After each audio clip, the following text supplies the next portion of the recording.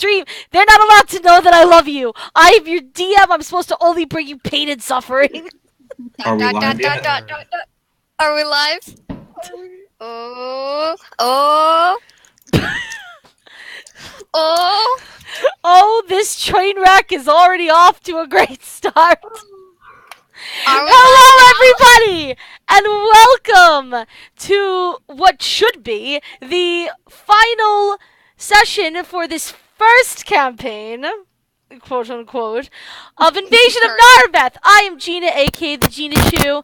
Draxus is here, Theodosia is here, Aramal's here, Kakan is here. Just to give a summary of what we've had so far. There is a crazy, out of the blue... My brain just gave out. There's a crazy, out of the blue, army here called the Hand of Twilight that has come to invade this grand city called Nareveth. Our heroes stopped by for the night to get some rest and reset and refill on supplies, got stuck in the city, and now they've been working with the guards, the criminal underground, and the Magi Academy to liberate the city. So, last episode, they just liberated the Magi Academy. And found one of the professors, Falgrim, who has kind of taken it upon himself to take control of things in the Magi Academy because the headmaster is dead. Sucks. We also have Valeska Swin, one of the generals of the city guard that's left. She's rounded up all of the guards that she could find and brought them here as well. They've kind of bunkered down overnight in the Magi Academy. Their goal for today is to reach a church in the waterfront district, pick up somebody that Valeska swears is integral to taking back the city, and then march and try and take out the army. Whoa. No try. Try. Also, I'm calling it the important person is royalty of some kind. Yes, you guys already... Yeah, you guys were theorizing that it was the king, correct? No, I said it was the prince. The king, the prince...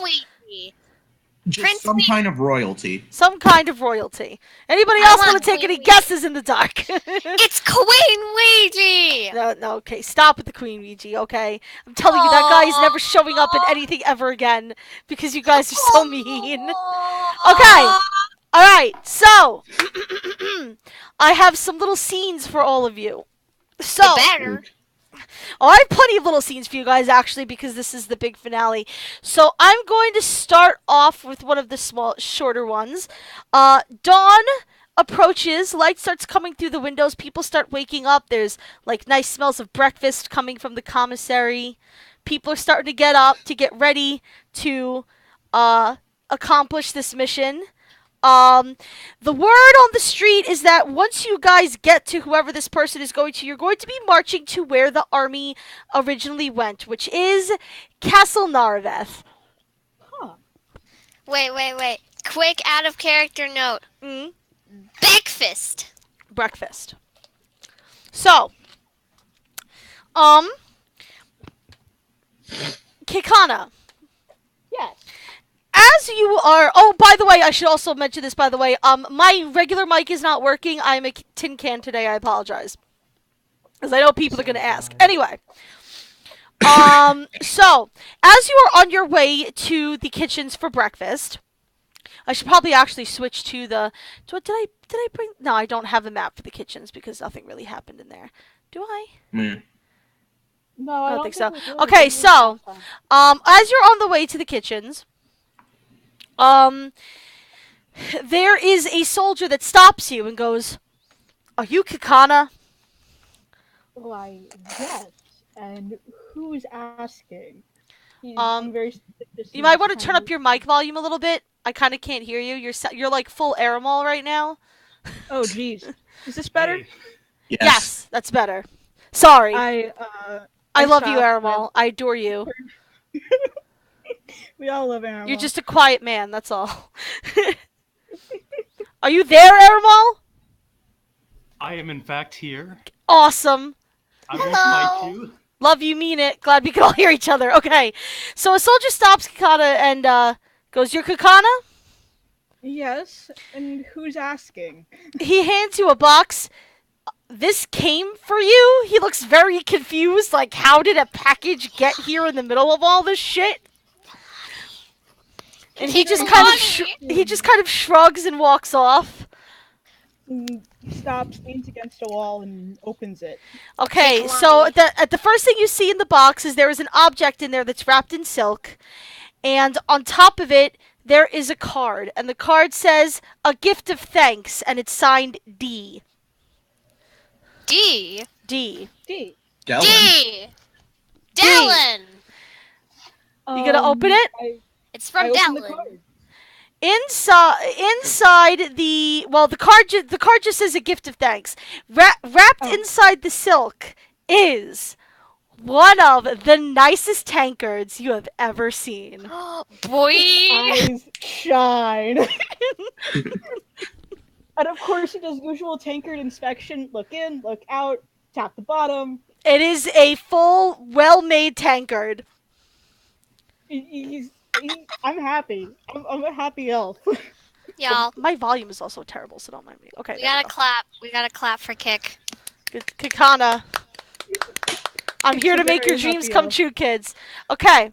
Theodosia. Hi. As you are sitting eating breakfast, somebody kind of comes to the table and sits across from you. You look up, it's Falgrim.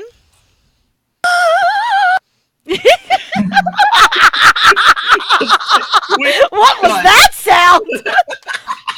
It's out of character, and I'm about to sink some ships.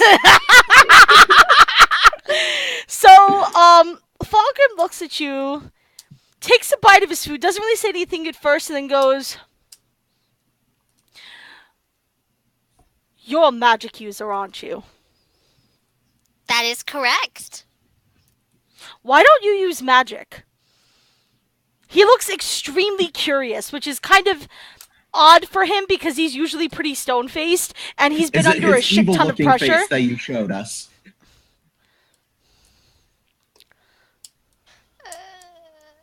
Oh man, suddenly I don't have a reason for not using magic because I had just never thought of it in game. If you don't use it, how do you know you have it? Because I trained for years under my under a school. You went to a Magi Academy on Azar. I guess. Azar, out of character in case you don't remember, is the Elven continent. Yeah, I know. Okay. Yeah. He kind of like taps his chin in thought and looks at you and goes, Oh, how... I was actually just doing the same thing. "When this is all over, if you wouldn't mind, I would love for you to be a speaker in some of my classes. I feel like my students could learn a lot from you." Yes. Oh, that public speaking fear.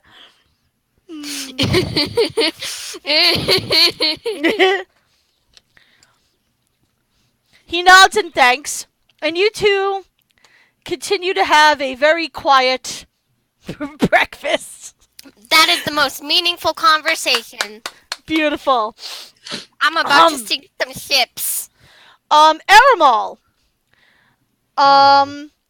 What, as you finish up breakfast and you go prepare however you wish to prepare for the upcoming battle, you see Valeska coming down the hallway. She kind of gives you like a side eye and beckons with a finger for you to follow her and goes around a corner. Wiki, wiki, wiki, This wiki. is his scene! Shut up! I follow, I guess. So, she leads you into, an empty room. Probably, I don't know, it's probably like, I I don't want to say storage room, but it's a room of some sort that is not currently occupied by anyone else. Um, she looks at him and she goes, "Are you ready for today?" As ready as I will ever be. Lady. Suppose that's the best any of us can hope for. Her fingers are kind of fidgeting. She's kind of like looking down at the ground like she doesn't really know what to do. She takes a deep breath, goes into like a pouch on her waist, and pulls out the pendant that she gave to you to give to Falgrim. Stop it, Kikana. She pulls out the pendant that she gave to you to give to Falgrim, and she goes, I wanted to thank you for giving this to Falgrim. I got it back from him, but he probably wouldn't have believed you if it wasn't for this. So I just wanted to thank you. She looks she doesn't quite know what to do with herself.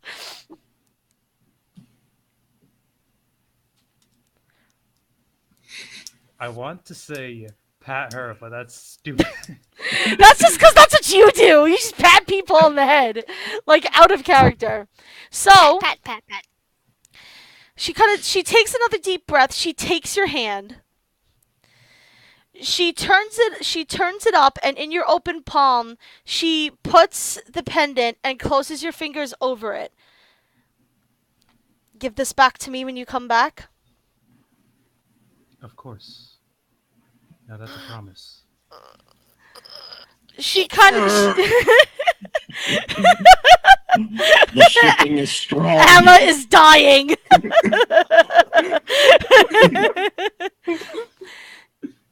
She squeezes your hand very meaningfully and gives you the most reassuring smile that she can muster, and then kind of very meekly gets the fuck out. It is canon. It is very canon now. Okay. Lamps in heaven in that closet. Draxus! Oh, no. Oh, Draxus! Okay, so as you are, I don't know what you would be doing, sharpening your knives, prepping your armor. Inventory check. Inventory check. You feel kind of a presence coming over to you. It's Amari. She looks... Shut up, Kikana. She looks pretty much the same as she did last time, except she's a lot better rested. She's standing. I'm pretty sure I'm a lot better Yeah. rested considering I was unconscious at the Yeah. end of the last session. She's standing a little bit straighter. She looks a little more confident, I guess is the word. And you notice that she's wearing a different robe. Yesterday, the robe that she was in was all white.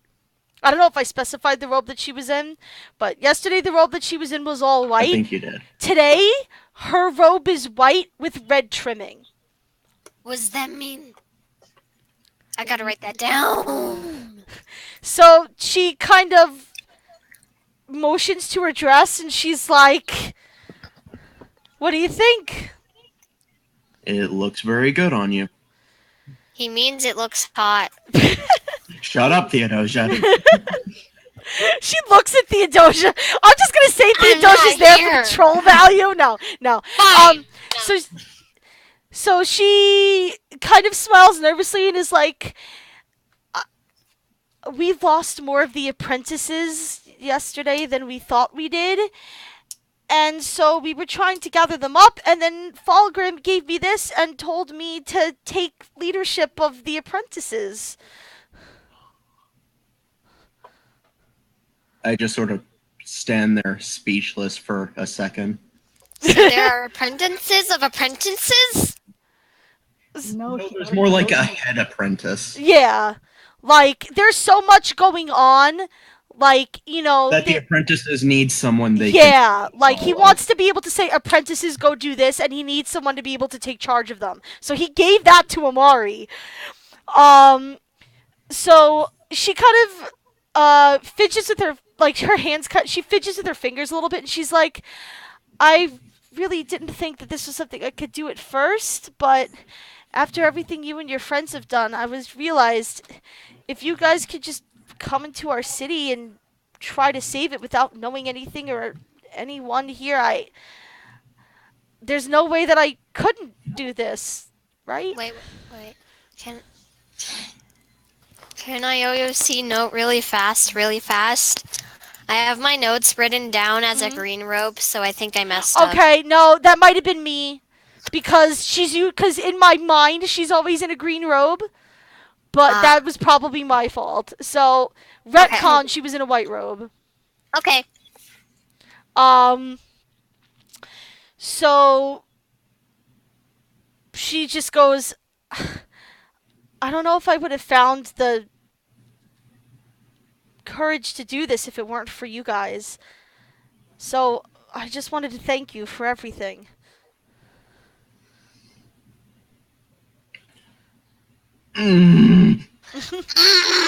Then she reaches into a pouch on her waist and pulls out the dagger you gave her. She hands it back out to you. I also figured I should return this. I who's saying that? I think that was Kakana. This is gonna get steamy later on.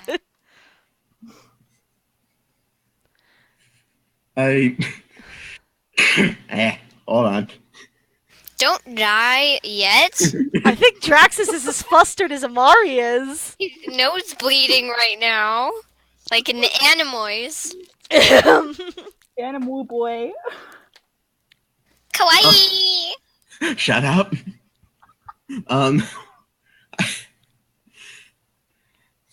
I take the dagger back, and then I give her a hug. Wow. Aww. That's some friend zoning right there. She kind of freezes for a second and then hugs you back rather tightly. And she just goes, please be careful. I will. I promise. She gives you a good squeeze. Should I do it or should I not do it? Do it. Do it.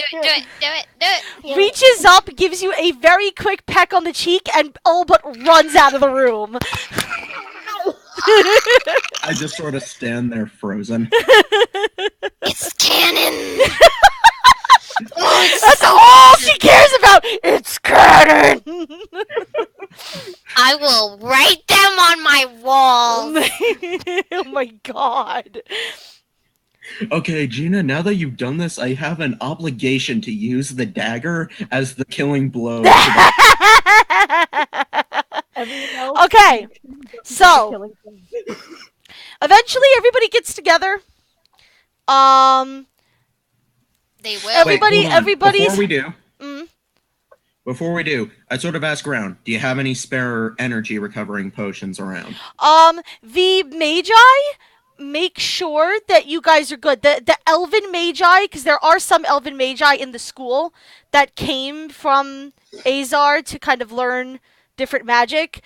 Because elves are capable of healing magic, they make sure you guys are all healed and ready to go. How So, goofy. I mean, like, do we have any extra energy recovering potions? How many healing potions do we have? That's probably important to know. Because if I remember correctly, Theodosia and You each Aramel still have one. their... No, I gave mine to Falgrim. you did give yours to. All right. Falgrim. So there are. All right. So there are resources here. So you guys can each get a healing potion. I don't know how much should I make. What it if I heal? already have one? Can I get doubles? I would say no, only because there's a lot of people here and resources are scarce. Oh, scars? Scarce. Scarce. I'll say that they heal like I don't know, like 30 HP, I guess. I'm trying to come up Okay. with something that's not too overpowered. And they'll give you energy potions that will heal like I guess 30 energy. Why not? Sweet. How many? One for each person. Sweet. Don't worry about it. I'm keeping things balanced. Keep it I balanced. got you, fam. I got you, fam.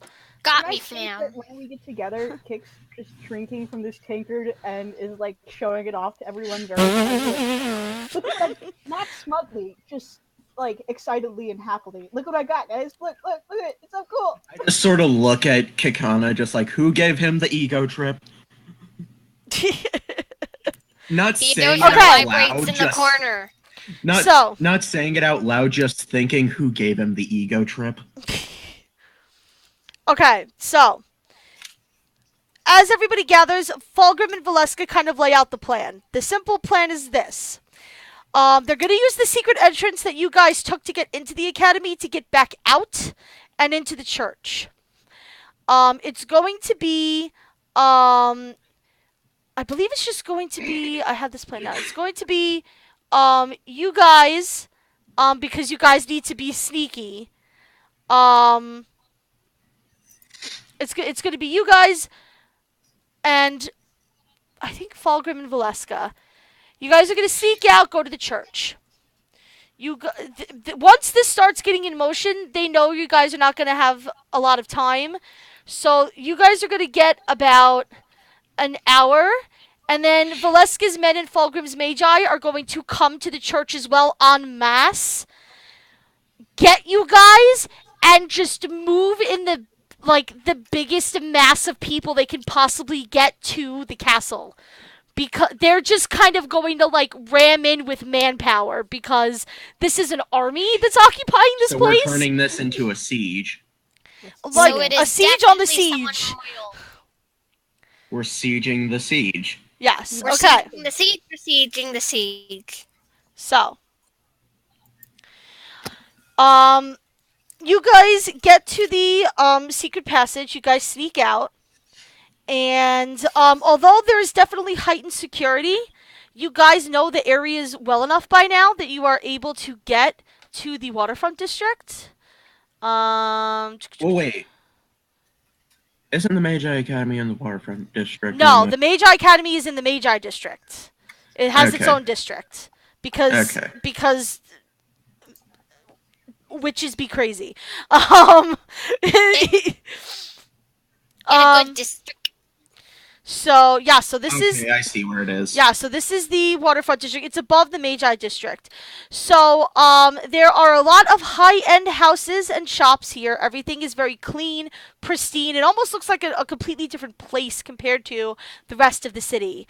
You could almost feel like the snottiness come off of people. Oh no! Um, I don't like people. and so this is the church right here. Where? There. Oh, That is there. the building I saw first. And Yes. so that's probably the church. Yes, it is.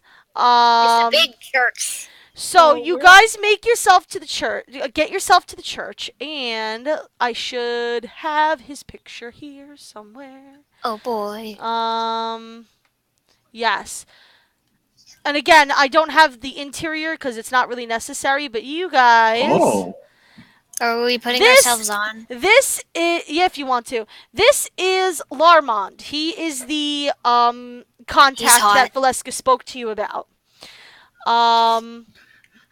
As you guys walk in, it's a pretty elegant but fairly simple church.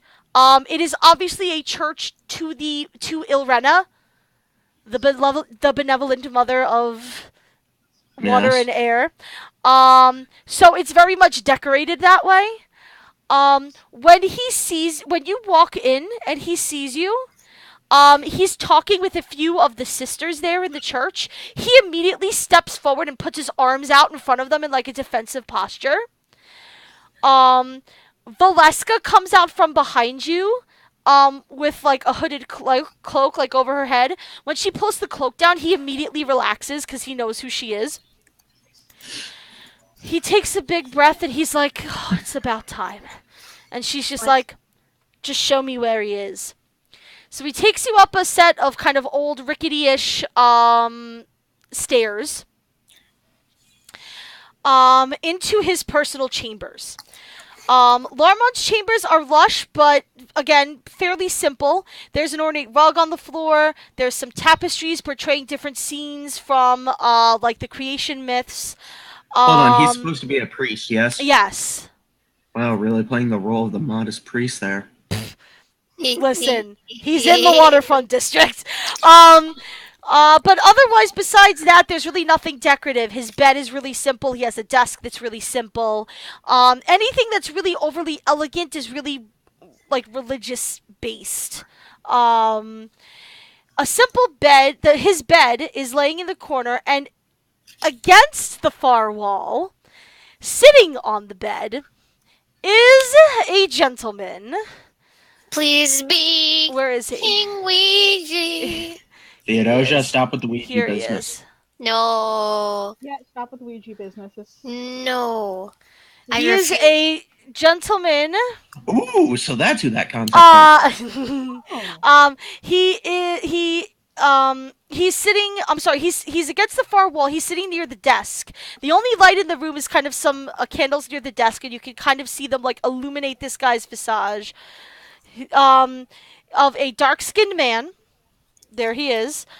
His hair goes almost to his shoulders and seems almost too well styled. His smile reaches his violet eyes all the way, and his clothes, while simple, do look pretty expensive. He stands up and goes, General Swin, I assume you finally come to rescue me from the dreary comfort of Larmon's hospitality? Don't ruin my God, he's a skin. royal thought. Valeska bows. Valeska bows. Something like that, Your Grace. She turns to the God. group. I could not have made it here without my newfound comrades. This is Kikana, I Aramal. bow sweepingly. Theodosia, Draxus. Ladies and bow gentlemen, well. this is Prince Jartel Nareveth. I called it! I'm so sad. Hold on, wait. There is his name. I wish it at least started with a W. No. No. If it at least started with a W, I would be okay with that. It does not. I've had his name planned since the beginning. Or now. Jartel Nareveth. She then turns. She looks at you guys and she goes, I hope you can now understand my discretion in identifying our friend here. I say back, I had my suspicions on who. Yeah. So Jartel stands and kind of slightly bows to the group in greeting. If you've been assisting the good general, then you may consider me a friend indeed. I would exchange more pleasantries, but time, I assume from the way you simply sauntered into the church, is of the essence. He kind of takes a big... He grins, takes a big breath, and then kind of steals his face and goes, General Swin, report, please.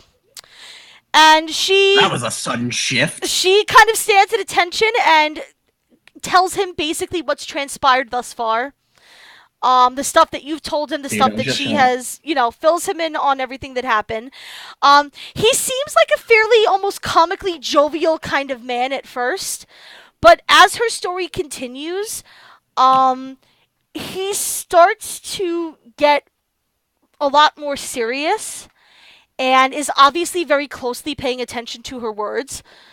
When she finishes, he just kind of nods and goes, then we must move swiftly. It's a good thing, then, that I happen to have already been in contact with one of our allies to assist. Valeska immediately starts looking worried, and she's like, what ally? Who have you been talking to? We've already saved everyone that we could. So, Jartel goes, I was visited the other night by a man named Dellen. Oh. Valeska looks pissed. Valeska is angry.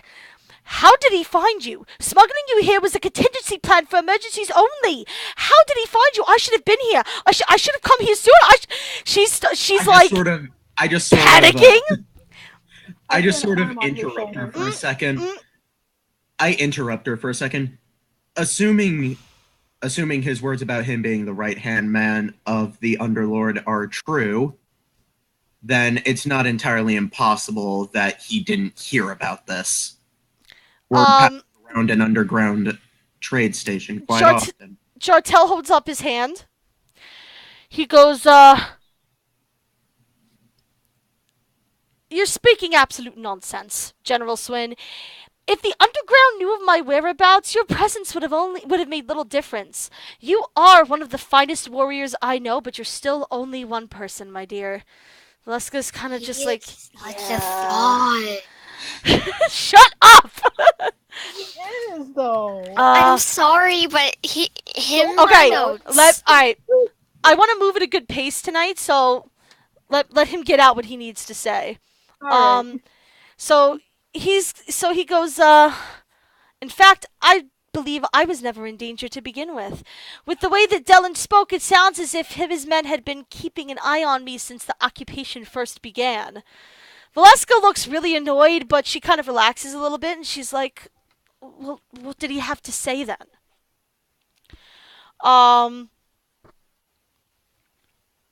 So Jartel, clasps his hands behind his back and starts kind of pacing back and forth as he's kind of musing here. He goes, he didn't tell me much other than that he made contact with you and that you'd given the underground leave to protect the city at any cost. Valeska goes to open her mouth and he immediately just gives her a look and she shuts up. Don't misunderstand. I approve. If I were in your situation, I would have done the same thing. Both I and the Underlord know what's at stake here. Orders have been given for the Underground to be stationed at every corner of the city, ready to assist our efforts at any moment. We need only make our move towards the castle, and they should be smart enough to know exactly what we intend to do. In fact, I've arranged for a special agent of sorts of theirs waiting to assist us in exactly this endeavor.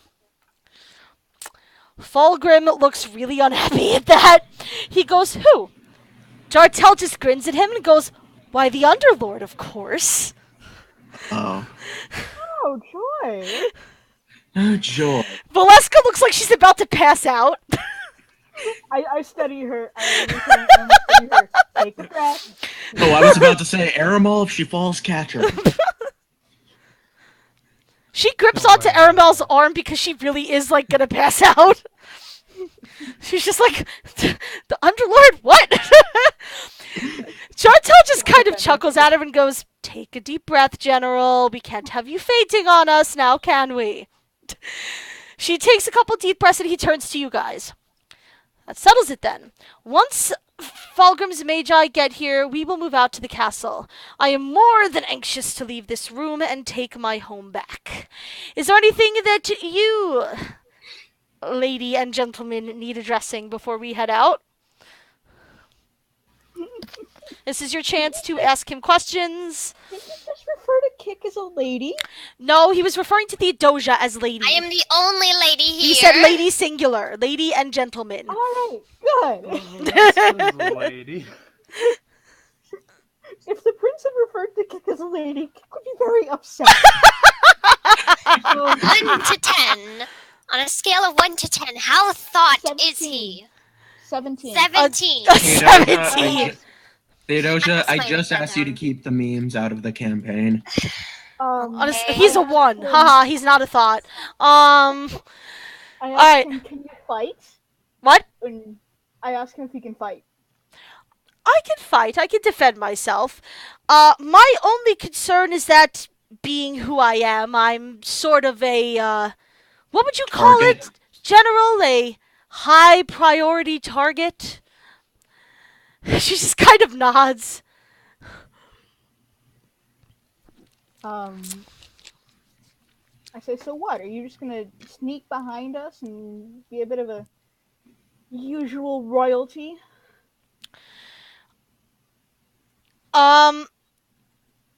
We'll have to see what happens once we get everyone here. So, as you guys are talking, I have one thing to ask him. yes, go ahead. How much about the invasion did you know of? Nothing. I was in the castle and they busted through the front doors. and my guards grabbed me and tore me through all of these secret passages and took me here. That's always been the plan. If there was ever any kind of invasion or any situation like this, was to come here to my good friend Laramond. Laramond looks like he's not really been having the best time having this guy squirreled away in his church. Glad to see that that's all you know. Oh, And you're what if suspicious of Father- him now. I always keep my suspicions high. Fair enough. I just sort of look at, what was his name? Larmond? Laramond, yes. Let me spell his name for the notes. I just sort of lean over to him and whisper, has he been like this the entire time? Yes. Good to know. Straight to the point. Oh. So, as you guys are talking, you start hearing some commotion outside. Jartel turns to the window and goes towards it, and Valeska immediately stops him. She backs him up a step, and Fulgrim kind of goes to the side of the window. Like, they're being very protective of him. Fulgrim looks and goes, "Those are our men." He turns to Valeska and goes, "Orders, General." And she looks flabbergasted. She's like, As we make our way to the Underlord. "What?" And he just kind of shrugs and goes, "You're the military tactician here. I trust you enough to follow your lead." She's completely dumbfounded by the fact that he is just completely deferring to her. And Jartel is just standing there shaking his head like, "These two children, I can't with them. I didn't raise either of you to be this way." So Valeska kind of composes herself and goes, "Okay, Laramond, the church has a rear entrance for deliveries of supplies, correct?"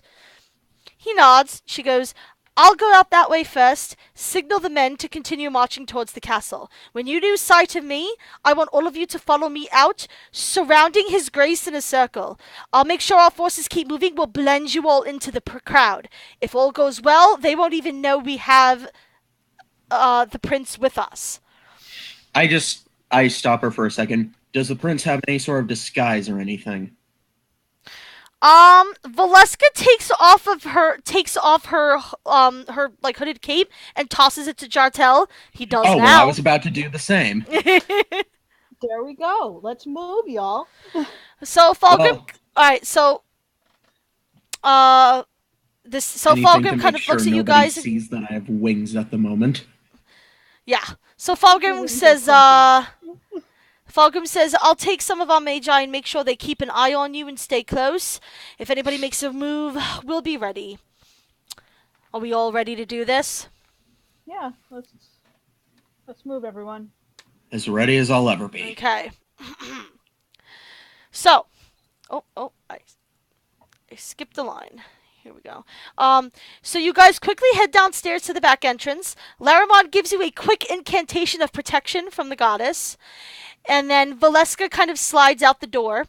Laramond stands in the doorway and watches this mass of warriors and magi walking past through the district.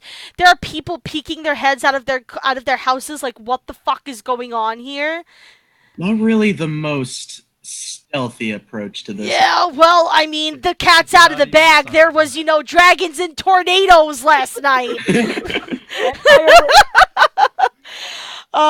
Laramond, keeps an eye on them, and once Valeska's out of sight, he steps away from the door and motions for you guys to follow out. Oh, we follow. Okay. So... Closer to the front to sort of get... You can't really have the one wielding the closest range weapons in the back now, can you? Yeah, I hang out. I fall into line and, not the end of it, but, This looks to be the front gate. So, you approach the outer entrance to the castle. Here's the entrance up here at the top to the castle. There are some decorative ponds here with statues, some floating flowers, and some empty stalls. These are used for, festivals and stuff. Like, if there's a festival in the castle square for like a holiday or something. You know, people will sell wares. It's pretty much barren right now, except that as you get closer, it seems that the hand has finally caught wind of what the fuck is happening. Um, Fine. Despite the fact that they are kind of rushing to the front of the castle and just now realizing that you guys are moving this quick and have this many people like in your little coup attempt, um, despite that, to their credit, they do not look disturbed in the least. They don't look intimidated. They are ready to go. Glad Um, to glad to see that overconfidence isn't misplaced. yeah. Well, unfortunately, what does unnerve them, is this flock of magi that they thought were all tied up and taken care of. 'Cause that's not good. I So, just I just sort of look over one of the guards and just sort of pop a light wind magic spell.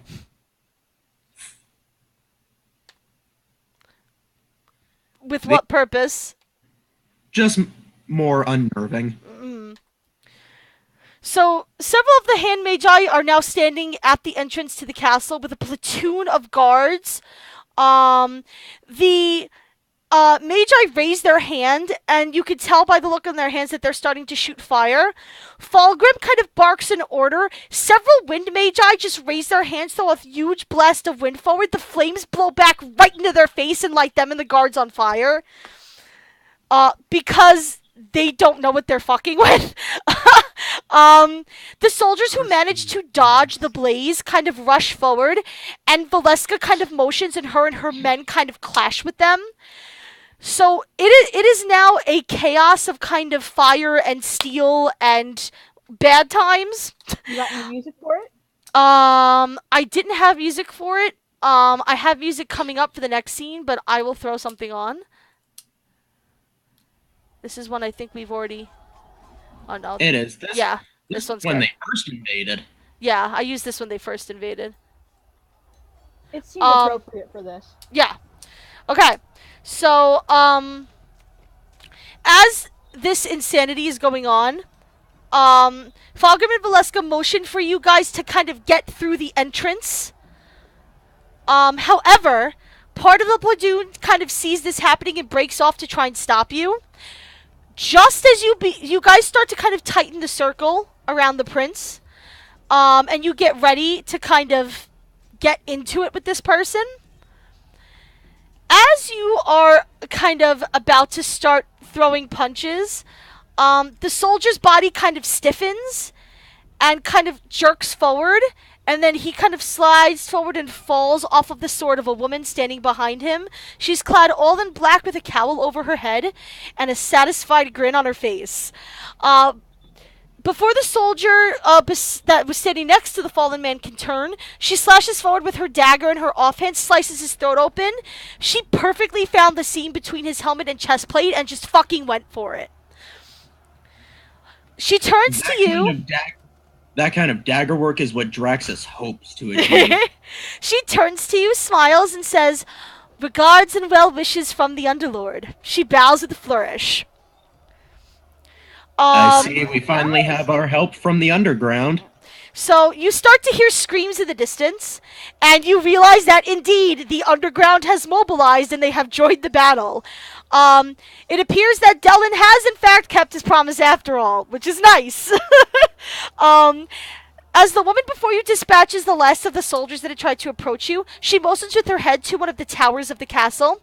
The guest wing of the castle is over there. That's where you'll find the Overlord. It appears the hand didn't expect the attack to start from within as well as from the city itself. The Overlord will take you to the king. Alright, let's go then. Jartel kind of looks at you guys and goes, "We can trust the Overlord, no worries. Let's get to that guest wing now." So, you guys enter the castle. I should probably do the. Is this the one that I wanted? Hold on. That sounds like our boss battle music. Yeah, I'm trying to figure out. Was that the boss battle music? I totally just spoiled the boss battle music. That's alright. We've used it twice though. Unless it's a different boss battle music that she put. Okay. This is good. So, you walk into the castle. I don't have a map for this, but, you might want to put yourselves on the map. Put yourselves on the map. Please. And thank you. Hold on. I need to exit and re-enter. There's an annoying thing on my screen, which is the name for the music. Oh, jeez. Yeah, for me, if I highlight over the music, it'll have a tendency to not go away Oh, sometimes. jeez. So I'll Okay. be right back. Alright, go ahead.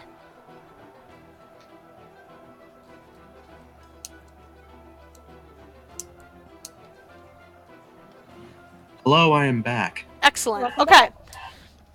So, Castle Nareveth is a pretty impressive sight, even in the midst of this battle for the fate of the city itself. The castle is built into the Narev Mountains.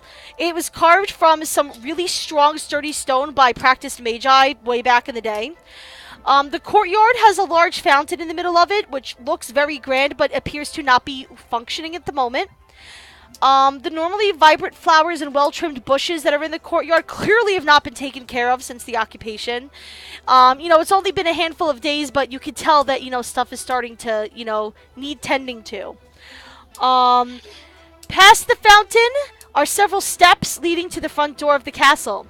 Standing on the top step is a Drakkar, dressed in heavy armor branded with the silver What? hand on his chest plate.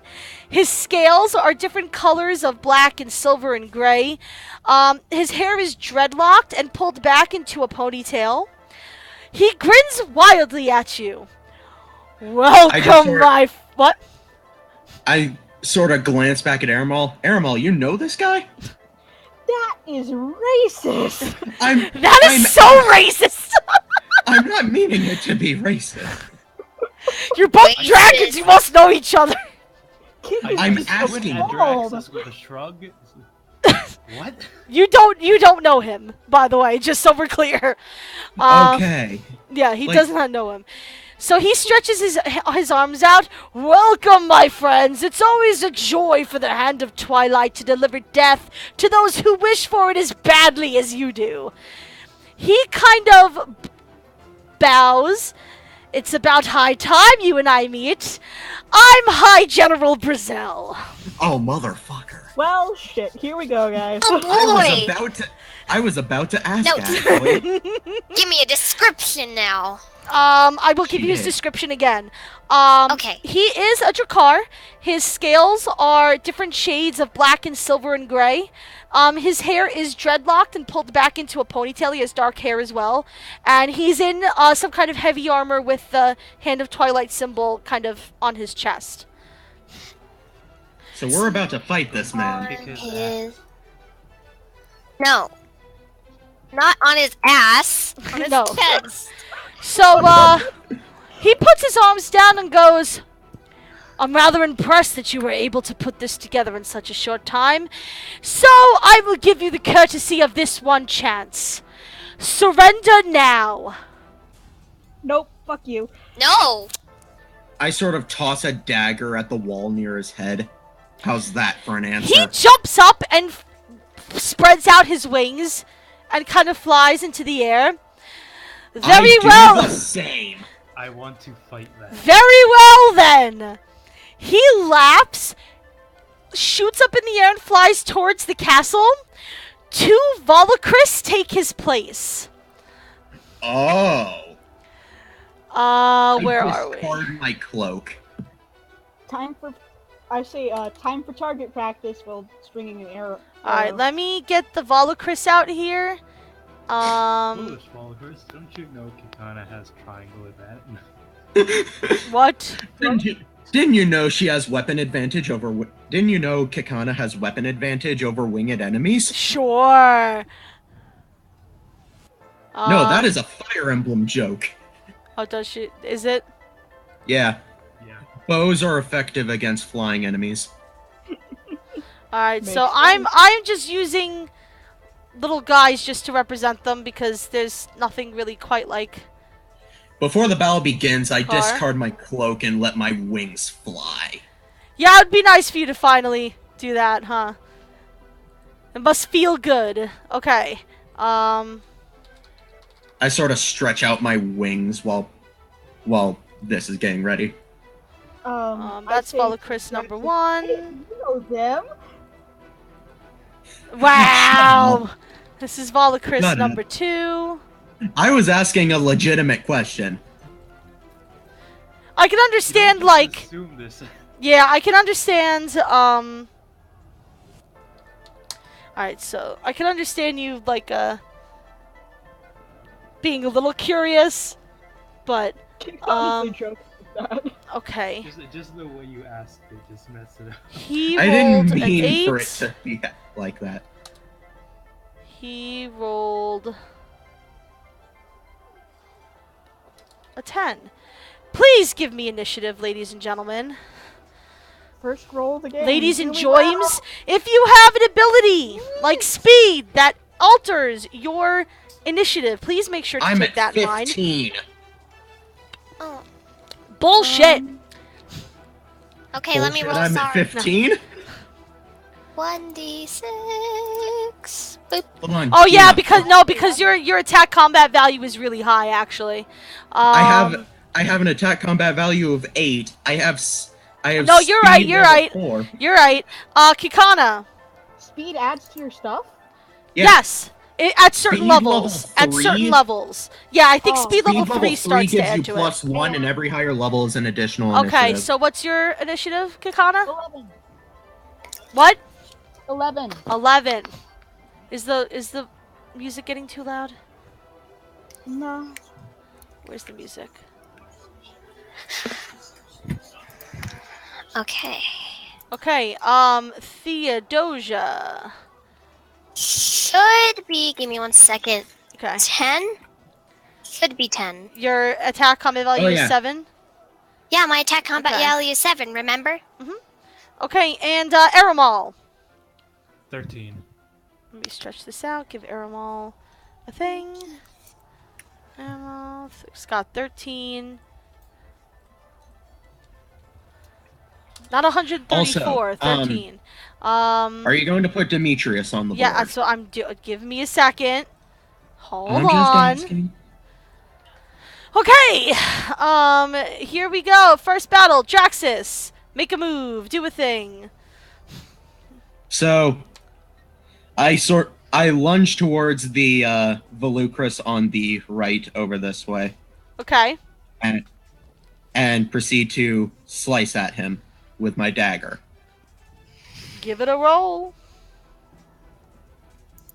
Whoa, that is a D20.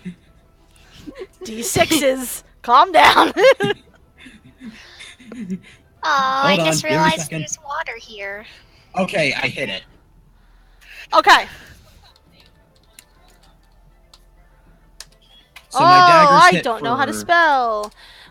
Here we go. Okay. My daggers hit for- Alright, I should write this down. They fail to, he fails. This is Volacris number 1. Okay. Alright, so how much damage? My daggers do 5, correct? Correct. So Plus- I'm at Plus your attack combat value. of 8, so that's 13. Plus my 25 from Focus Strike. Correct. Does this count as a... No, this isn't an overhead slash, so Chambara Master doesn't No. apply. No. So that's 38. 38. Beautiful. Okay. You don't have any extra Just realized, attacks? where's the prince? Correct? The prince is with you. No, I do not. I should probably... Participate. You know what? I should probably... It would probably be a good...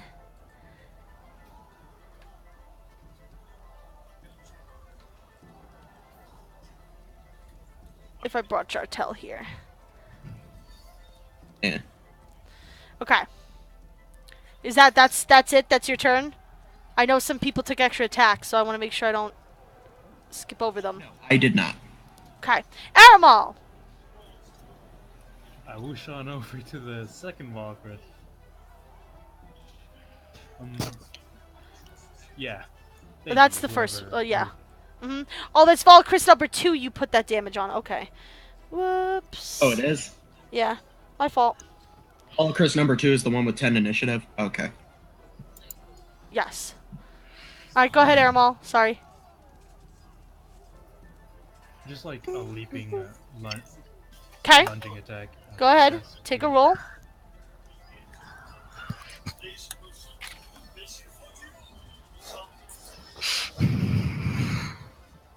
I assume that's definitely a hit with your... Yeah, with my attack combat value. Okay, normally they fail to 8. defend. How much damage do you do? I need to recalculate this because of the extra damage I did. Okay, yeah, if you guys have a second to calculate your damage now, do so. Like, at least your base damage, so that you can give me the number. So that we can just keep on rolling.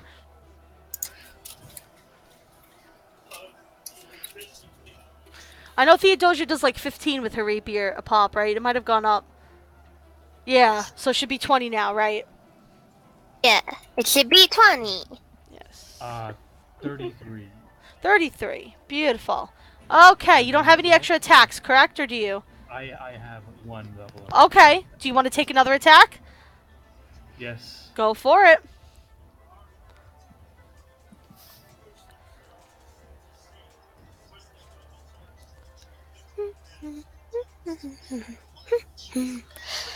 I'm so excited. I can't wait for you guys to get into the castle. That barely hits, but that hits. Okay. For another 33. Oh, did your weapon mastery... They fail to defend? Yeah, my weapon mastery. Okay. So that's at 66. So 66. Okay, Kikana. I want to pull out an ice arrow. Oh, you love those ice arrows, huh? You gave them to me. I They are- did. And I think you regret giving them to me for boss fight. Nah. And I want to aim at the bird boy charge he's going after. Okay, Volocris number 1. Volocris number 1's on the left, number 2's on the right, by the way. Left, right, left, right, left, right. Go ahead, make a roll.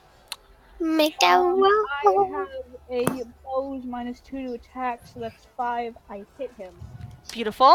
He fails to Okay, defend. Fails? How badly does he fail? It's an ice arrow. And does he take damage? He fails by 3. Actually, I shouldn't have said that. You're not supposed to know that. So he's frozen for 3 turns, falls to this guy, gets 30 damage from my bow, and is there any damage hitting the ground? Okay, so whoa. Wait a minute. So this is... Wait a minute. How much damage did you do? 30. What?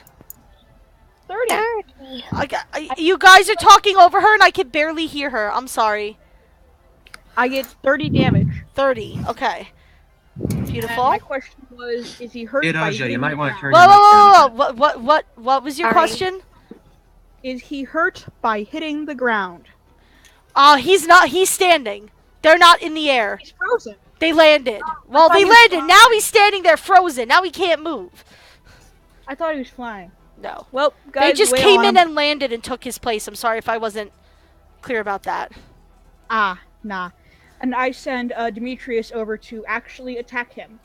Ooh. Oh, you're actually... Wow. Okay, go ahead. Roll for Demetrius.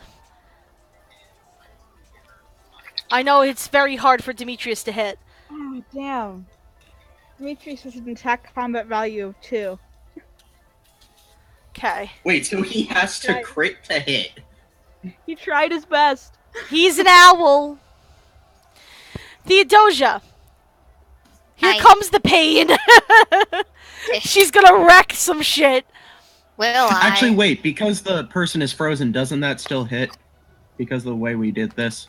No, the No. freezing. Oh, wait, no, that's only for defense rolls. Yeah. Okay.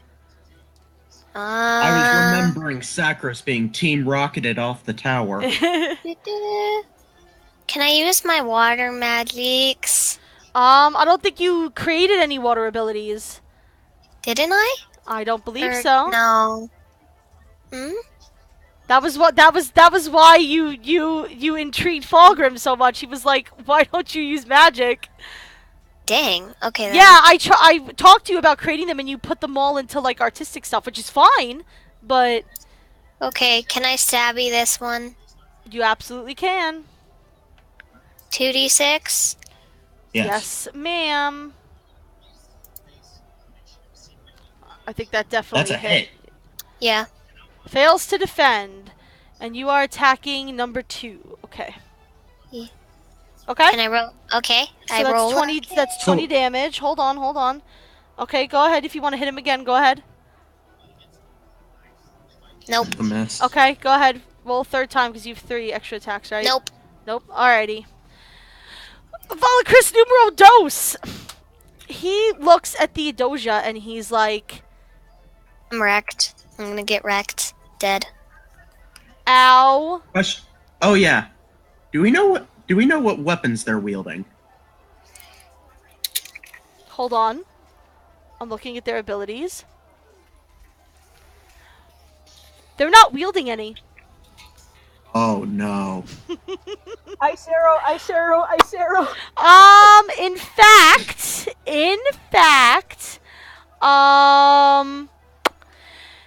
the Volacris looks at the both of you. His shoulders kind of rear up. He lets out. Oh no. Oh no. Oh no. He lets out this cry that you recognize as like a Volacris like war scream. Well, I'm Oh dead. god damn And it. starts flapping his wings like crazy. Let's hope he can hit, because otherwise it's gonna be real fucking underdramatic. Wow, he missed.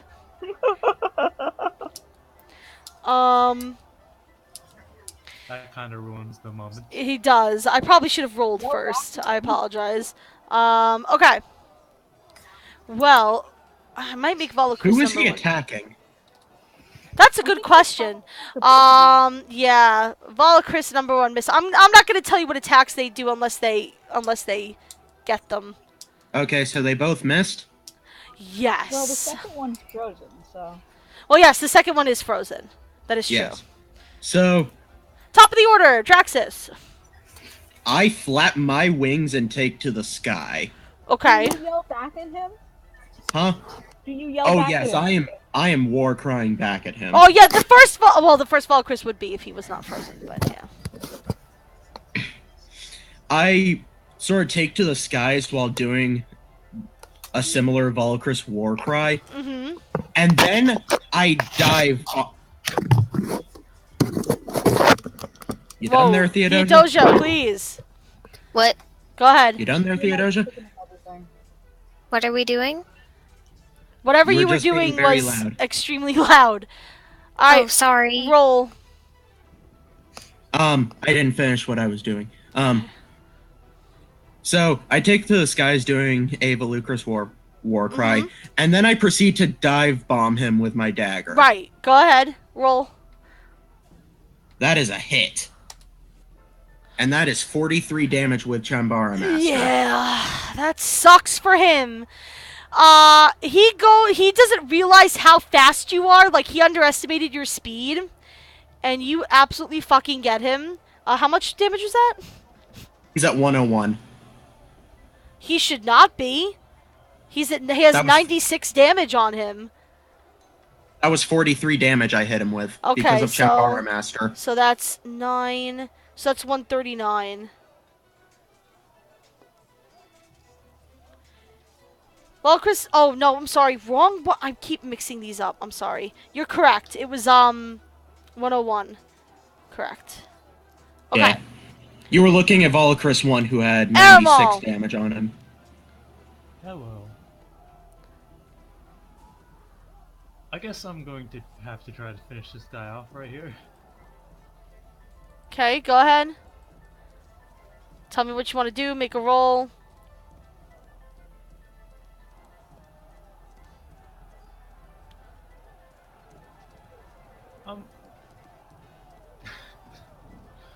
I guess it's time for Aether, I guess. For what? Aether. I'm I know tossing what the he's sword up doing. and then I'm bringing it down. Okay, I don't know what he's doing, so explain to me what you're doing. I take my sword, I toss it up into the air, I jump up after it, and You did that. bring it Yeah, you down did at- that before. Okay, I like that. That's Aramel's like signature move. All right, go ahead, roll. No, that's Ike's signature move from Okay, Fire Emblem. we're not making Fire Emblem references today, children. Today you are the Fire Emblem. Oh, okay. Okay, he absolutely fails to dodge that. Not that he had the ability to anyway. So how much damage is that? That's 33 for this. 33. So, okay. And you have another attack, correct? Yes. Okay, go ahead.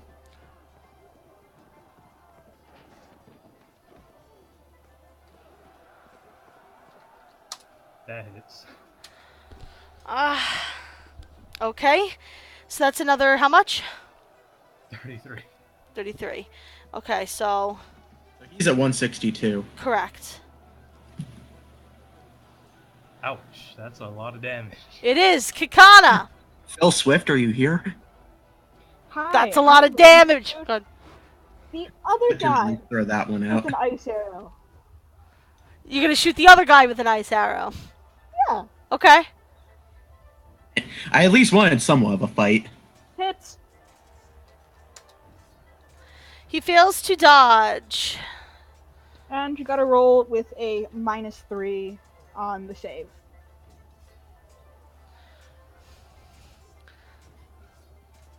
Okay. And that's 30 damage still. Yep. Okay. Demetrius. Demetrius is going to try again. Go ahead, roll. Nope. Okay. I might let you guys just clean this up and call it. That's why I'm kind of like, they don't have a lot of health left. oh, they don't. No. And they can't defend at this point either. And they of them. can't defend at this point either. Okay. Which is fine. Okay. At this point, I'm going to have to ask Kikana, in the final boss, please do not use your ice arrow unless we really, really need it. Alright. He can use the ice arrow all he wants. Aww, Yes, you're I gonna don't- ruin. We must be extremely overkill. I still want somewhat of a challenge. This is just an appetizer, you guys. It really is. I can expected it to be tell. much harder. And either way, I only have 6 of these, so Wait, how many have you You've used so far? I think you've used all of them at this point, or you only have like one left. no, it wasn't 6 for the whole set. It wasn't 6 for the whole thing. It was like per day. Oh, Oh. that's fine. So, Well, you're down 2 now. That's Yeah. fine. Don't worry about it, guys. This was just a little bit of an appetizer. Trust me, you're not close to done yet. yeah, I want to get past the appetizers and get to the main course. I know you do. I want to get So- to a dessert because I'm hungry. Yo, same fam. Okay. So, after the battle, you guys slay these Volocris. Assume because this is the last session, we're not getting any character points. No. Okay. After the battle, the prince runs up to you and he's like his jaw's on the floor. He is extremely impressed. Valeska runs up. And she goes, I bow you to guys her. go on ahead inside. I'm gonna stay out here and keep the forces out of the castle as best I can. Alright. I just sort of look at her. You really think you're going to do this alone? Falgrim comes running up. And there it is. I think he has a very good point. So he's like, if you're staying out here, I'm staying with you. And she's like, we need your magi in the castle to find the king. And he looks at her and goes, we need your men and you need your soldiers inside to find the king. What's the I just- difference? I yell at both of them to shut up and get past their petty squabble. Well, it's funny that you should start to do that because as you're doing it, he's like, "You two are so predictable," and here comes Dylan. So I Dylan, wave at Dylan like, thanks. so Dylan comes up and goes, "He's right. We don't have time for this. Finding the king should be left to a more deft hand. My men and I will join these fine gentlemen and find and secure the king. You two stay out here and control your forces." Valeska just looks at Fulgrim to like start fighting with him again. He grabs her arm, gives her the fiercest look you guys have ever seen from him, and says, "I am not leaving my students." Kiss my sis, kiss my sis, kiss my sis, kiss my sis. What? Nothing, it's a Homestuck thing, you wouldn't Stop! get it. There's no Homestuck allowed in this campaign. I don't want to hear it. Well, I think it will forever be a hate love. Okay. Ever. Forever. So she looks at him. She looks at the army, and she's just like, she doesn't have time to really fight. So she just simply just looks at you guys and goes, "Just go find the king and take the castle back." Her and You Fulgrim don't go have to run tell off. me twice. Her and Fulgrim go and run off, and you guys enter the castle. Do we have a map for that? No, Oh. you don't need one. Trust me. Oh. Trust me. We're I coming got right this back all in, planned aren't out. We're As what? fighting his dragon form, aren't we? As you enter the castle, you come upon 3 different hallways. There's one to the left, one to the right, and one forward. You would assume that going forward would lead you to the throne room. That's how most castles are laid out. To the right is towards the direction of the guest wing that member of the underground pointed out to you. Dylan, as he runs in with his men, sends the bulk of his men to the left, and he takes some of his higher up generals and goes straight towards the throne room, and looks at them and goes, "Go find the Underlord." Was he saying that to us or his other men? Yes, to you guys. He's sending the Alright. bulk of his men to the left, and he's going forward towards what you presume to be the throne room, and he's telling you go to the right towards the guest wing and go find the Underlord. Got it. So as you guys run to the right, something kind of hits your nose. This very appetizing scent of like meat and fresh baked bread. So it literally is the main course. Okay. And you quickly realize that you are at the kitchens. As you approach the kitchens, you hear voices talking to each other. I'll stop and listen. Okay. Yeah. So you hear. All right. So you guys are listening. Okay.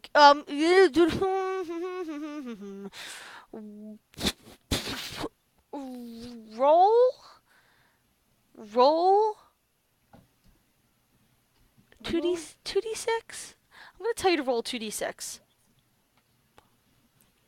7. Crap. That's a pretty good roll. What did you roll, a 4? Yeah. Theo? Yeah, Theodosia? Oh, okay. A 2d6? Yes. Yes. Okay. Am I supposed to roll? Ooh. Almost botched. Alright, so, you guys can't really make out what it is, but Kikana, with his elven hearing, you can tell that, it sounds like people bitching about the Hand of Twilight. Alright. Are you going to relay this information? Yeah, quietly. Yeah, it's just people being like, they are the rudest people in the world. I know, they're just like rambling back and forth. Sounds like nothing important. I just sort of whisper, okay, so they are either whores or housekeepers. Probably housekeepers. We're in the area of the kitchens. Whores are housekeepers. Whores don't cook. Oh my I just god. look over at Kikana mockingly. You really think Kalani My done? rolls are awful. God damn it. I can't pull anything over on you guys because my rolls are fucking terrible. Speaking of which, I have a +3 penalty to detect me. I think we've been forgetting that over though. Oh no, I know. Okay. I also have I'm a not plus even one coming close to succeeding in any of my rolls is the problem. Oh wait. And I think I have a stealth. You. Okay, so are you guys gonna move on or what are you gonna do? I'd say I think we may want to move on. Okay. So as you pass by, there is at the end of the hallway there is a pair of 2 large double doors. That certainly seems foreboding. Bless you. Thank you. Well, let's go get them then. All right. So you guys open the doors. And this is the dining hall. Ooh. The dining hall is large and ornate with a long, sturdy wooden dining table and plush dining chairs around it. There are several expensive-looking paintings that are hanging on the walls, and a gold-detailed fireplace is kind of roaring peacefully. Also, is the prince still with us? Yes, Okay. you have the prince with you. Sitting at the head of the table, in an ornate chair that the king would normally probably sit in, a smiling woman sits, wearing mage robes. She has her head shaved bald, and she's just kind of sitting there. She's kind of watching her fingers, and she has a flame kind of dancing along her fingers, and she's kind of just playing with it. She doesn't seem to notice you for a moment until her eyes kind of slide towards you. She balances the flame on her pointer finger and just kind of, her smile just kind of widens. So you're the ones who've been causing us so much trouble. I grab my bow. I've had my daggers prepped the entire time. I What do you don't. mean by trouble? What did you say, Ermal? What do you mean by trouble? She sighs. You're the ones who've been causing an uproar in our fair city, aren't you? Uproar. Uproar? To be fair, we've been trying it to free ourselves from the original uproar that was the invasion of the Hand of Twilight. You mean taking ownership of what's rightfully ours? She sits forward. Allow me to make myself perfectly clear. Brizel is a fool. He likes to play with his prey like a cat with a mouse. I am not one for games. Jartel just kind of sneers at her, says the woman sitting and waiting for dinner as her army's being attacked from both sides. I cover his mouth with the hand and say, "Shut up." The woman laughs and goes, "Both sides? Is that what you think? You do realize this entire battle is nothing more than a show for your own benefit, don't you, Your Grace?"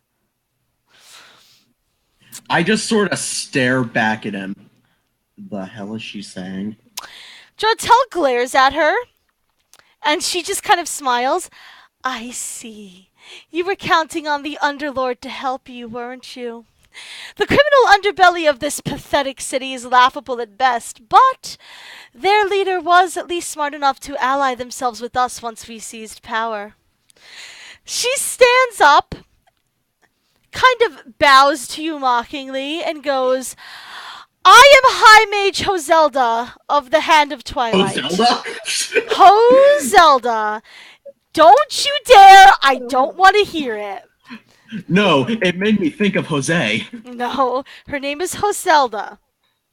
No. You can, no! Theodosia, you can call her Ho Zelda, that's fine. I don't want to hear Zelda jokes. No, I was thinking Jose. She stands and goes, "The Underlord did a fine enough job of leading you here. Now I can finally put an end to your pathetic rebellion. For the hand! For Twilight!" And she rushes at you. That is not very nice. All right, let's go, kids. Okay, I will hold have to on. deal with this Turn idiot, order. according to the prince. I don't, like I said, I don't have a map for this. We don't really need one because we've mostly been doing Theater of the Mind anyway. But, let me just add somebody onto the map so I can give Hoselda a turn. And delete Fulgrim, Valeska, etc. Hoselda. Oh, yeah, I should have just kept you guys on there. I don't know why I did that. Okay, hold on. We are on there. No, but you're not on the No, the initiative. turn order. Yeah. I mean, if we can remember what they are, I remember mine is 15. Well, no. It's different for every battle. True. I should have kept your names on there. Yeah. Is what I was saying. Zelda.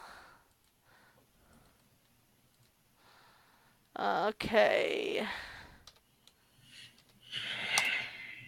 Ooh. Oh, that's gonna be fun. Okay. Okay, roll initiative, please. Okay, I will. I have an initiative of 6. Whoa. I need to move you guys. Hold on a second. 8. Kikana. 8. 8. Okay, hold on. And turn. Well, oh god, it does this all the time! God damn it. Hold on. I hate that it does this. And where is Theodosia? Where is Theodosia? There she Up is. by the courtyard. Okay.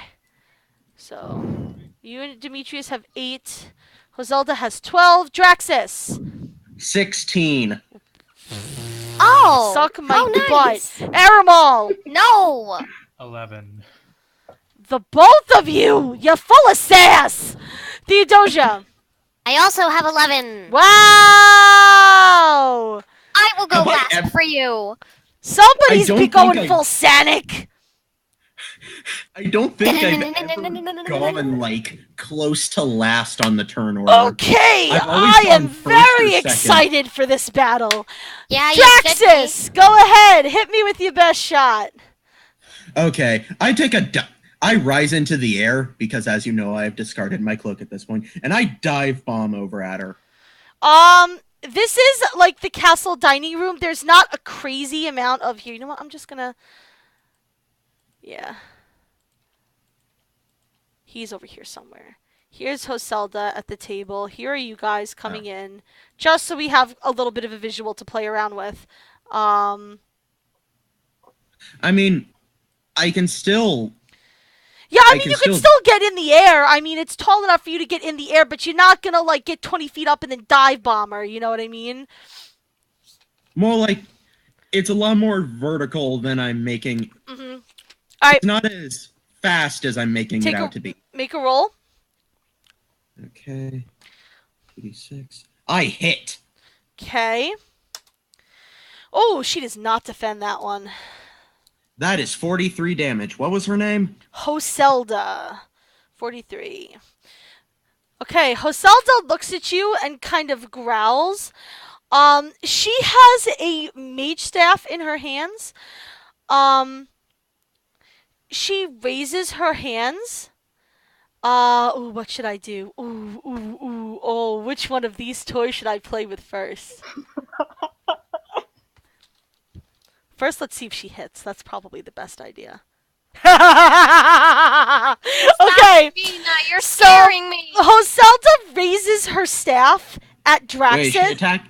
What? Oh no. Oh no! I was You about to can say try. Go ahead. I was should going to give say you. she attacking. I should give you a chance to defend. In all fairness. Damn it. Beautiful. Hoselda raises her staff.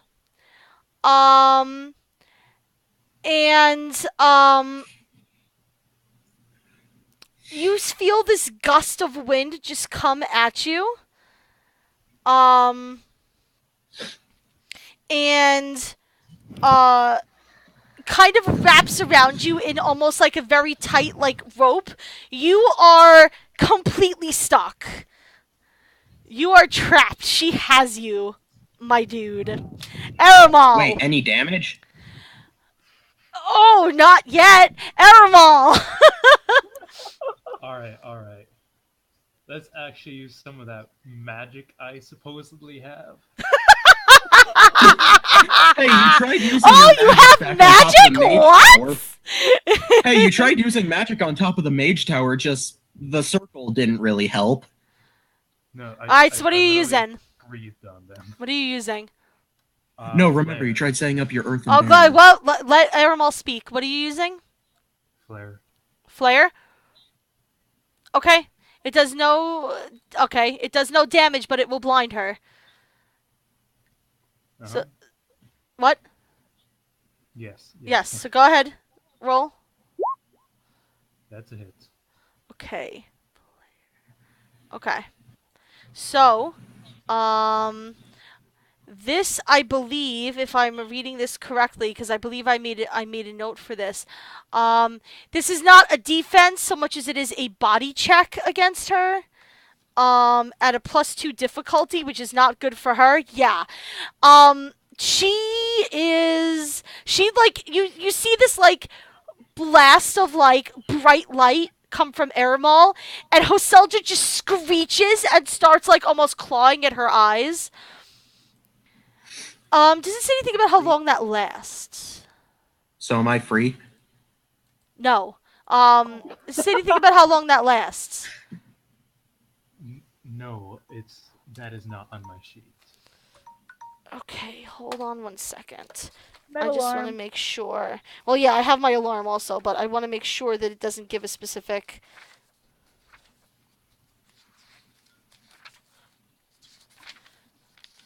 Oh, I think blind was something we made up, wasn't it? No, because flare is the flare Let's effect. see. Okay. Yeah, but I think we made up something different. The character may be blinded. Every target looking in the vicinity. Yeah, that means... Yeah, we changed it because every target... Right. Equal to the difference between the body stat and the dice roll. Gotcha! Cool.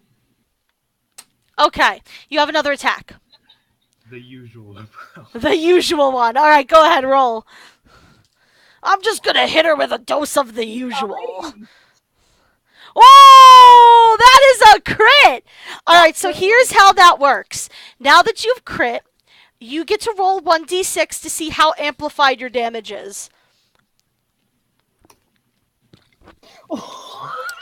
Okay, so you do double damage. Double damage. Yes. So 56. So 56 damage? No, 66. 66. So that's 109? Yes. 109. Okay. She screeches even more as you like bash down on her with your sword. Whoosh. She's very angry. Theodosia. Hello. Okay, I will come up and slice or dice her at her. Go ahead. Okay, I'll roll my 2d6. Nope. All right, you want to take another slice at her? Oh, hell nope. Oh no. And please, please. No, that's Hold a on. botch. You're Hold done. on, that's a botch. That's a I botch. know. We were doing so well with not watching. You The tried botch to brigade is back. slice her. How should I make this botch? With a rapier? You tried to slice her, but what happens is you accidentally hit what you didn't see was like this invisible cord of air that is connected from her to whatever is wrapped around Draxus. Darn it. And it reverberates through him, and that shit hurts. I am so sorry. Take 5 damage, please, Draxus. Wait, take how much? 5. It's not a lot, but it's something. I'm at 55 health. Okay. Go I am ahead, roll. so sorry. Wait, I have more health than you now? Yeah, because you got damn healthy. But so I can roll again for my last? Yes, you have 3 attacks, so Yes. okay, cool. She does not defend against that. So how much damage is that? 20. Oh, wait, 20. Okay. So that's... Kikana! Well, as like free action number, I'm gonna call to the prince dude. What? You not gonna help us? Jeez, useless. And hop on the table and shoot her with an arrow. In the prince's defense, he is a royal. He knows some swordplay. He can't go up against a high mage. I don't hit. Ooh. Okay. What about Demetrius? Demetrius is going to stay by me. Okay. Top of the order, Draxus. I'm caught in the cord, remember? Or can I make a roll to try Oh and get... gosh, should I let you? Why not? Make a body stat check. Oh. How many dice is that, too? It's 2d6, and you have to roll higher than your body stat. Lower than your body Higher stat. than- It is. I was about to say, Yeah, if it's no, higher, lower than. that would be easy. I only have a body stat of 4. Yeah, have fun with that roll. Dice gods, please. Oh, I thought I had it. Okay, so, Hoselda kind of. Actually, you know what? No, that would be on her turn, actually. Well, no, you don't escape. So that's your turn. Unfortunately Yep. for you, Hoselda is now pissed. She screams in rage. You feel yourself start whipping around the room. The thing whips, lets go of you and flings you straight into the wall. You faceplant down on the floor, take 20 damage. Ooh! Ouch. Oh boy. Potion yourself. No, not now. You guys have healing abilities too, don't forget. You could use them after Yes, the battle I- if you want to, but... Ah, yes, I do have a healing ability, don't I? Okay, Aramal. I Oh, wait, no. wonder. 35 damage. I'm at 35 health. Aramal? No, I'm here. Can you hear me? Yes, it's your turn, honey. I know, no. The question is, what do I do about helping Drax? Well, he's Don't on worry, the he's I on the have a floor. He's heal on the spell. floor, crumpled in the corner now. I mean, You hit well. Yeah, hit. You hit like a Alright, rotor go ahead. Oh, no. Roll the roller now. Yeah, just roll. That's it. I just assume you never miss at this point, honestly. Okay, she No, fails he to has defend. the same How attack much? combat How much value as me. damage? How much damage? 33 for both. 33 for both. So that's 66. So that's 190.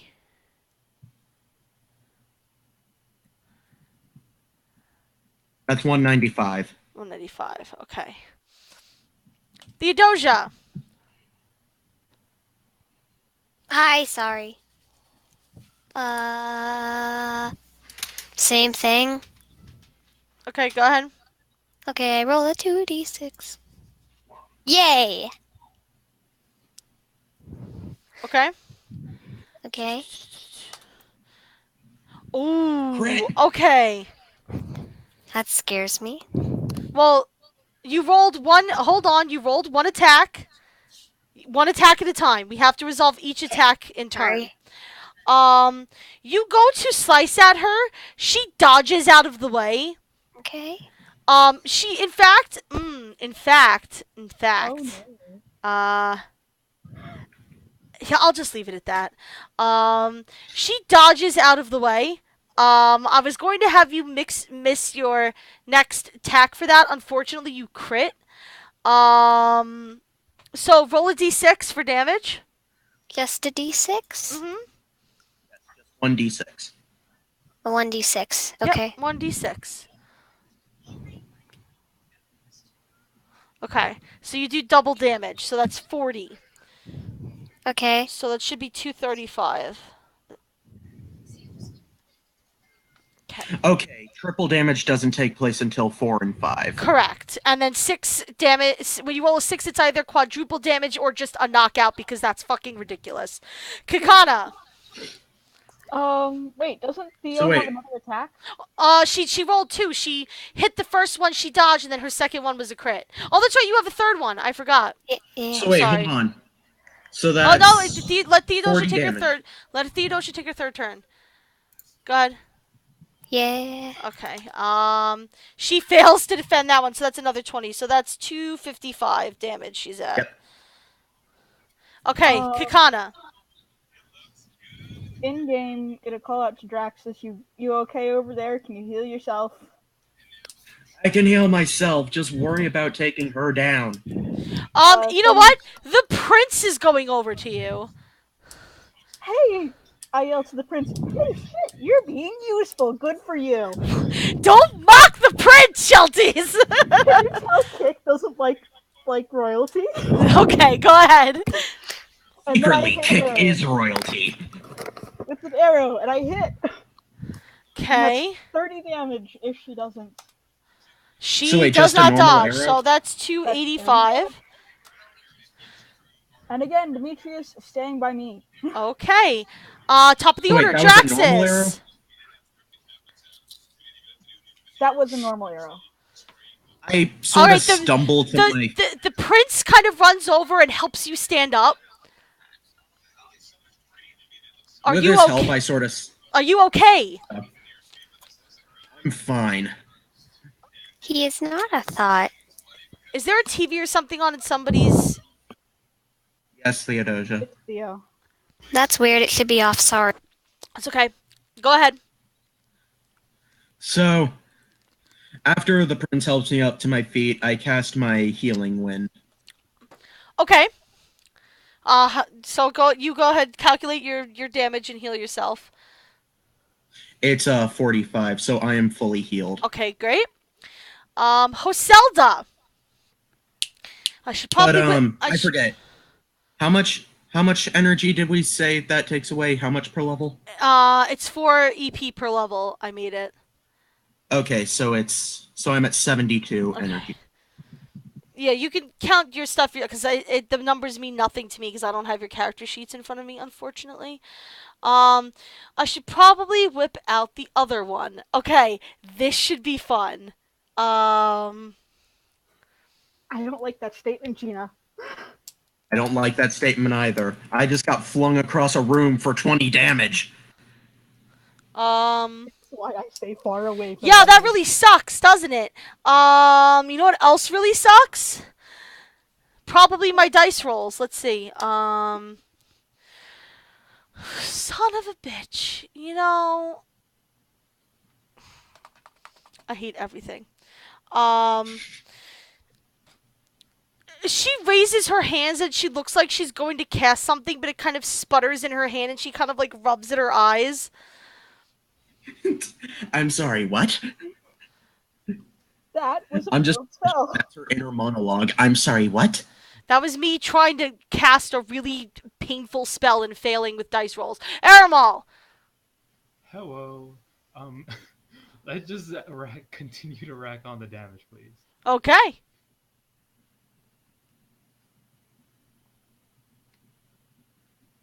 Whoosh. That's not hitting. Ooh. But that's not a botch. Oh, it's not. You can That's take another hitting. swing. That's a hit. Just barely. Oh! Oh! Ow! Okay. How much damage is that? 33. Okay, so that's now 3... No, that's 315. 315. I'm bad at math. Theodosia! Same thing? Yep. Okay. I wish my dice rolls were better. This fight would be more of a challenge for you guys. No hit. Okay, good. No hit. Yes hit. Okay. And she fails to defend, so she's now got 335 335. damage on her. Kakana! I'm gonna hit her with an arrow. Go ahead. I hit. Okay. She fails to dodge. How much damage is that? 30. 365. 365. How bad's she looking? She's not looking good. Demetrius is again staying by me. Draxus, top of the order. So, while I'm sort of over here staggering from being thrown against here for 20 damage, I'm going to use my judge opponent skill. Okay. So what exactly does the judge opponent give you? I think it gives you just a rough estimation. Yes, it gives me a rough estimation of her attack and defense combat values. Just her attack and defense. Yes. Okay, her attack and defense is somewhere in the 5 to 6 range. So her defense is somewhere in the 3 to 4 range. All right. Okay. A second. I have her attack combat value worked out. Hoselda like falls to her knees. She kind of shakily gets up to her leg, she shakily stands up. She looks at you. She's got that crazy eyes. Which you? All of you. She has like those like classic crazy eyes. Like her eyes are wide and she's just looking at all of you. And she just screeches bloody murder. She runs over to the table, starts chucking furniture at you. Airmal, roll to defend. Shit. That's not happening. Okay, you can take 5 damage. Theodosia, roll to defend.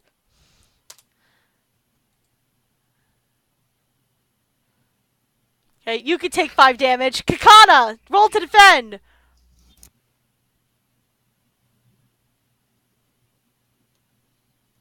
Nope. Nope. But I don't take 5 damage. Okay, wait, your defense is 7? No, but I have a -10 to all damage taken. Oh, gotcha. Draxus, roll to defend. Wait, I have that too, so... Crit! Oh, you do? Okay, well then you don't you have to let me know if you have damage reduction. Or I Crit. should say, if I tell you to take 5, then you should know I reduce 10 damage so I don't take anything. You crit. Okay, so you dodge. I crit a defense roll. She raises her hand, brings up earth, splits the table in half, just starts tossing the table around. Shelties, roll me 2d6. Huh? I asked you to please roll me 2d6. Wait, what does my crit do? You dodged. Oh! No! Oh. And then we have the opposite end of the Oh spectrum. god, you're gonna hate me. I have digital dice, and my digital dice was about to do a 6 and a 5, and then the 5 teetered into a 6. She throws one half of the table towards like where the prince and Draxus are. The prince gets clipped. He goes bouncing against the wall and falls to the floor. Oh boy. The other one goes flying towards Kikana. It misses Kikana, but it hits Demetrius. Oh no! Demetrius goes down with a thud.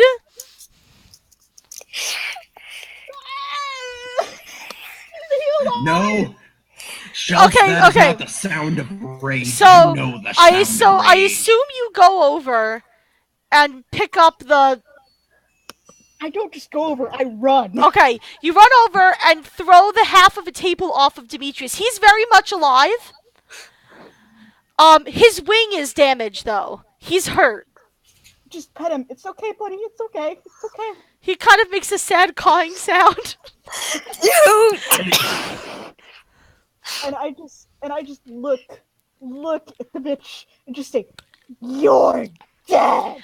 I do the exact same. Hoselda realizes she's out of furniture throw. I had this whole plan, by the way. It's working out way better than I thought it would. Throw herself. And she falls to her knees and starts begging for her life. Kill her. Kill her. Kill her. Kill her. No. Are we out of turn order? Well, wait, I'm not done yet. Things are happening. I'm deleting you guys from the turn order because this battle is over. However, you're not staying on this map. So as she's like blubbering, begging for her life, Draxus and Kikana are like, what life? What life do you have to beg for? The prince is even angry enough to limp forward. Okay, you guys kind of stand in front of her. Okay. She looks at you all up and she's just like, please, no. Suddenly, she's like, please, no, please spare me, please. Ha! No, I don't like that. I don't She like stops. She gasps. Her eyes go wide. She falls forward on the floor, dead. Heart attacks. Nope. There is a dagger sticking out of her back. That's true. Oh, There is a dagger sticking out of her back. I'm sweating because this is the moment I've been working up to this entire fucking game. I'm so excited. You hear the clack of boots stepping forward. So there's our overlord. And you hear a voice go, "That woman talks entirely too much." Ladies and gentlemen, please meet Kalani the Underlord. I knew it. I had suspicions and I didn't want to say them, but I knew it. Okay, so Wow, Kick's getting some action. Kick actually doesn't notice Kalani for a moment. Has his bow in his hands and is currently beating the dead body. I just sort of grab Kick by the ears and turn his head towards Kalani. It won't be canon anymore. How can you do this? He's still pretty bad, but surprised. Just She looks at Kikana, notices how angry he is, looks past him, sees Demetrius on the floor, goes over and just kicks the dead body in the side as far as she possibly can. Nice. I thought you were about to say she kicks Demetrius as hard as she No. No, Kiklani OTP. Kiklani OTP. Just remember Hoselda's words. That's all I'm saying. Yes, I remember. Jartel immediately steps forward. His face has lit up like a Christmas tree. He kind of bows with the flourish and goes, "So nice of you to finally join us, my dear Underlord." Kalani raises an eyebrow with her hands on her hips. "Your Grace, in all of my years of dutiful service, I have never once seen you bow to me. I must admit, it's quite refreshing." Jartel's face kind of falls. He eyes Hoselda's dead body and looks at her, and he goes, "Yeah. So your compatriot would have us believe." I just sort of stare over at Kalani and recite the words Hoselda told us. Kick interrupts and it's like, "So wait, you sold out this damn city that we helped you save, and I thought you were hot."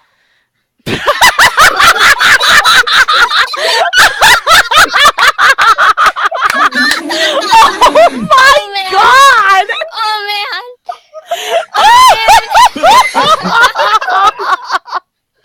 Wow! And then before she says anything, stomps over to Demetrius, grabs a healing potion, and just sort of feeds him it, and wraps him up in his cloak and just holds him. He's all right. His breathing has started to even out. He's gonna be fine. You can tell he's gonna be fine. I promise. He just has a broken wing. So she looks at everybody, and understanding kind of registers on her face, and she goes, "She told you I approached them as an ally." She pinches the bridge of her nose. She goes over to Isilda's corpse and pulls the dagger out of the back of it. Of course I approached her as an ally. It was the obvious course of action. Let them think the quote-unquote criminal scum of the city were glad for the chaos, easily pliable and dazzled by their power. Laid the perfect groundwork to stab them in the back once the city made its move to get rid of them. She looks at the group warily and goes, "You don't actually think I betrayed Nareveth, do you?" Honestly, I have a hard time trusting the words of a Hand of Twilight, but even a harder time trusting someone who we only just now learned after seeing since the beginning of this whole thing is actually the Underlord. I speak up. You think she'd tell us she's the Underlord right off? I mean, I don't think she would tell us right off. He's sort Oh. of cooling off at this point from I frustration. never said anything You're of the right. sort. He told you I was the Underlord. She points to Jartel and he's like, "She is." And he's kicks embarrassed and she's like, "Sorry, I don't really believe that. I still think you're hot though. There you go. I said it."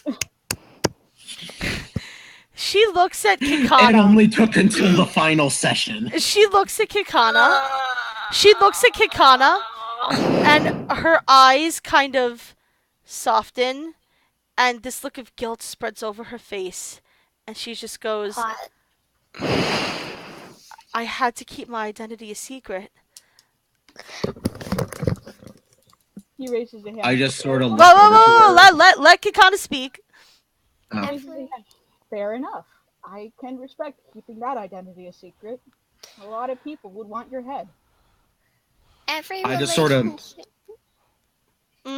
I just sort of look over at her with sort of a glare. So you decide to work in a whorehouse. It's good cover. It's great cover, actually. Actually, no. That I think What about were you it, trying to you're- say, Theodosia? I'm sorry. Everybody's talking over each other. Out of character note. Every relationship needs Okay. a spice of drama, Oh my a god. mix of sadness, and a ton of angst. No. Okay. So, Jartel walks past all of them, goes up to her, gets straight into her face, Oh boy. and says, "Look at me, Kalani, and tell me you didn't betray me."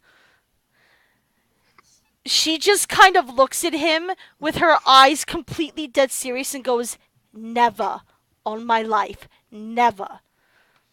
He kind of takes a shaky breath, grasps her forearm in like a warrior's greeting, and she grasps his back. They kind of stay like that for a moment before she kind of backs away and just kind of takes a breath and goes, "We could spare time for pleasantries later. And thank you for not believing." She kicks the corpse again.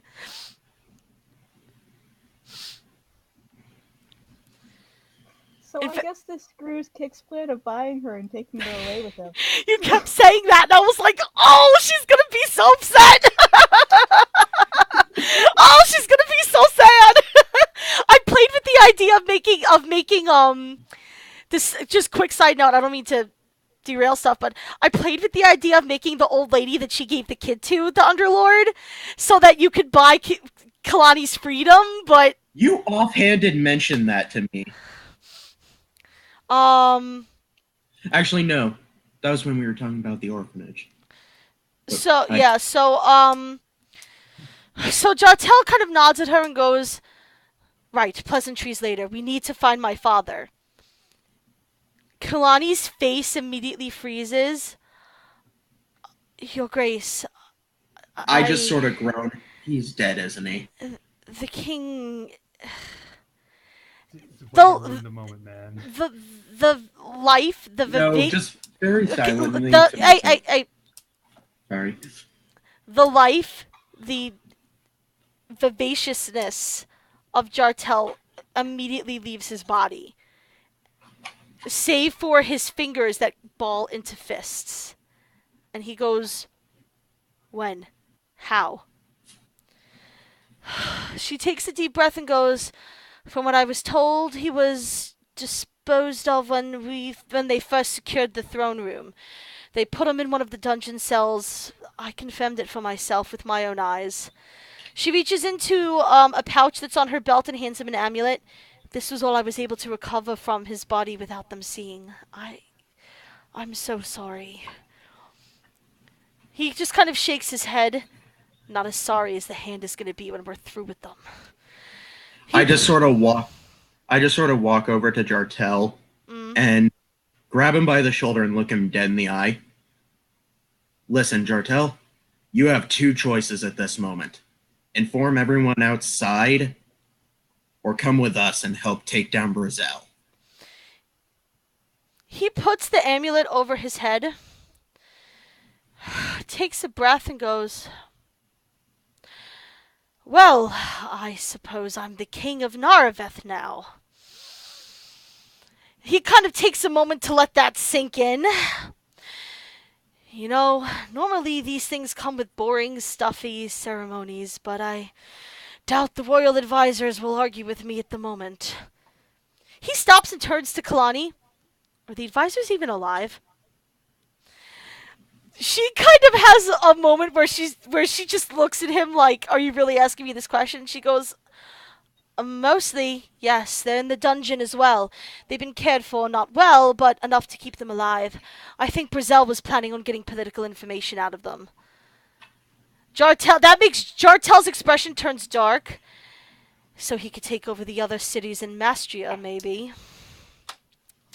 He turns to the group. "We need to find and defeat Brazel. If we take out their leader, I imagine the Underground's forces here, along with Valeska and Falgrim's forces outside, should be enough to force a surrender. I hope." "Well, I feel like I have an idea where he is. If he wanted to take over this place so badly, there's only one place he would think to do it from." Kalani nods. "The throne room. It's his favorite place to pock his stupid ass. It's one of the most fortified rooms in the palace, and it's a central location besides. Easy for him to call in reinforcements." She smiles. "Unfortunately, I fear he will find his reinforcements woefully lacking." So she kind of stretches, kind of pops her neck, and she's like, "Ugh. Shall we then?" Yes. "Let's." Bows. Let me just bow. She kind of, her and Jartel kind of, walk, with the group. As she passes, Kikana, she kind of stops, kind of runs a gentle hand over Demetrius, and kind of squeezes Kikana's shoulder. If there's anything that she's learned about Kikana, it's how much she loves his fucking pet. Yeah. So, Pig probably has a little like sling or something alongside him. yeah, you Just could probably in do his that. case. You could probably take like a, even if you took like a, I don't know, like a piece of cloth off the dining table, like a, Yeah, that's probably what he or did. something, and yeah, to carry him. So, you guys make your way, to the throne room. As you're walking towards where the throne room is, you notice that there's something that was not there before in the hallways: bodies. Mostly bodies of hand soldiers. There are a couple of people that were clearly from the underground that are on the floor. Kilani, as she sees these bodies, kind of stops for a moment and just kind of takes a breath and just continues on. Like, she looks like she wants to break down, but she's not letting herself. Kick puts a hand on her shoulder and gives her a squeeze. "Stay strong, you got this." She nods and she leads them into... I also sort of mutter to myself, I wonder if Dylan is okay. Please put yourselves in here. Oh, Alright. boy. Kalani will say that, Dylan's tougher than he looks. I should also probably be nice enough to put these two on the map as well. Because These two. Yeah. Oh, okay. Yeah. Her Jar- and where's my Jartel picture? Here it is.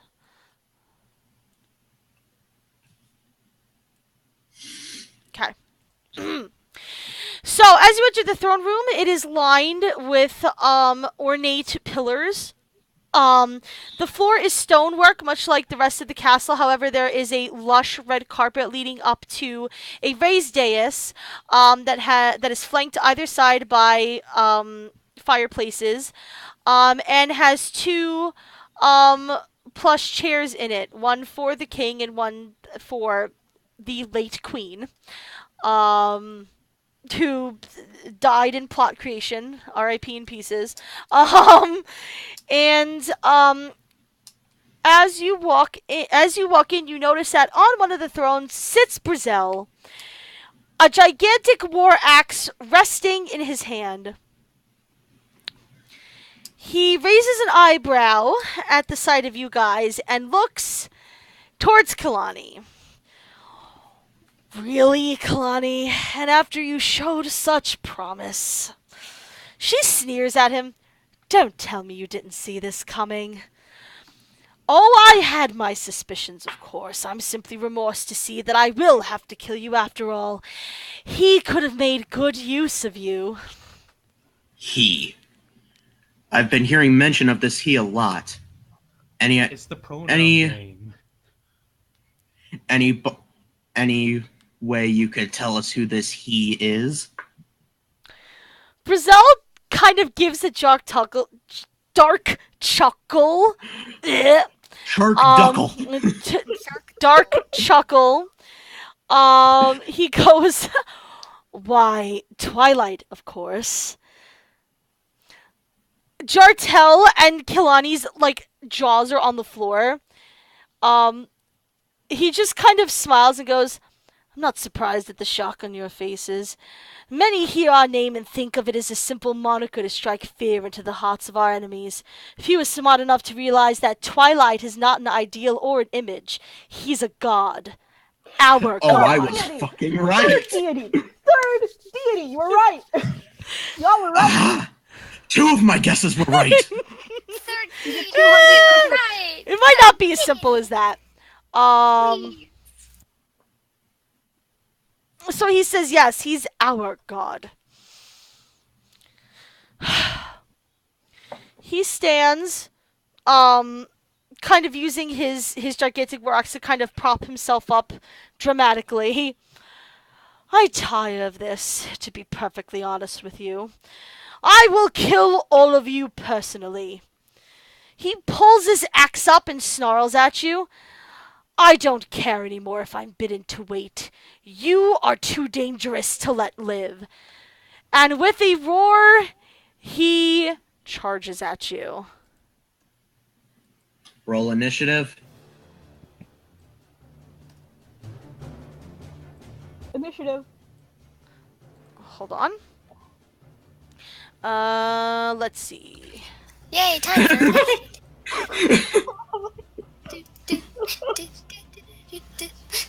That is beautiful, CB.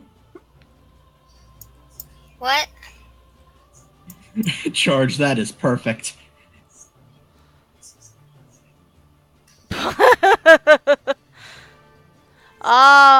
Should I let these two enter the fray? Why not? It's not really gonna help you anyway. I'm sorry, what? I didn't say anything. What? I didn't say At anything. this point, Jartel is just moral support. I mean, he could try. Listen, he's not gonna let his city be taken over without putting up a fucking fight. Like, I mean, I Not gave done him so the far. options.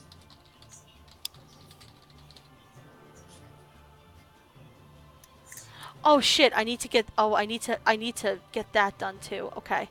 Hold on. I feel like hold on, real quickly. I think we all sort of tower over him.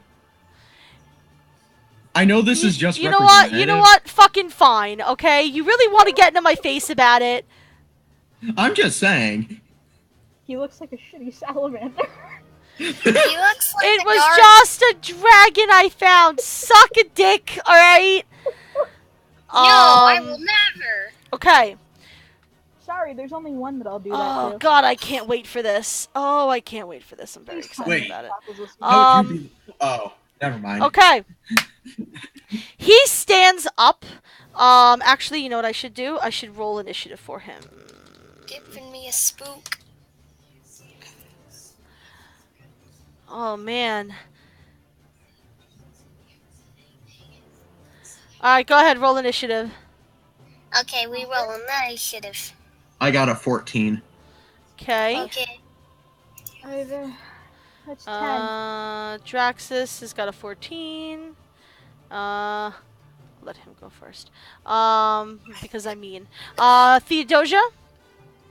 10 still. Okay. Kikana? 10. Which one of you wants to go first? Not I'll me. go after her. Okay. Wait, not me, I'll go after her. I'm the archer. You're. I. Fine. Okay. Aramal! 12. Okay.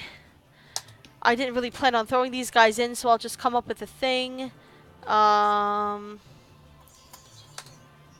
the fly. Hashtag professional. I really want a snack, but I can't leave. Not now. Okay. Giving me a hunger. If you really want to get a snack really quick, now would be the time. Yeah, let me go grab my water. We'll be right back. Yeah, take a very quick break because the pain is about to come. You know what? I'll take a bathroom break. Take you up on that offer. Okay. Everyone, go take a bathroom break. If you're watching, go take a bathroom break.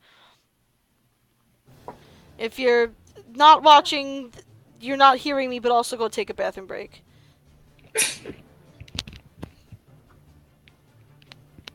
Hey, I'm back. Now we just need Theodosia and Aramal. My water was two steps too far for me to stay on headphones.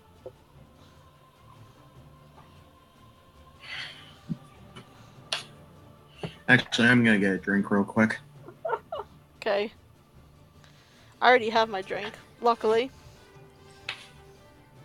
I'm surprised you went after. Okay, I'm back.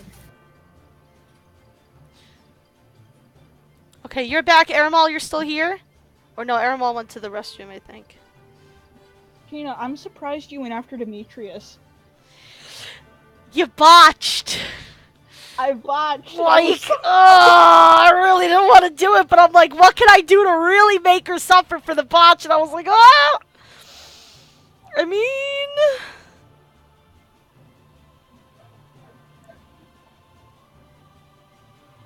It led to him saying he thought Kalani was hot. It's true. I mean, she kind of picked up on that already, but she gets that a lot, too.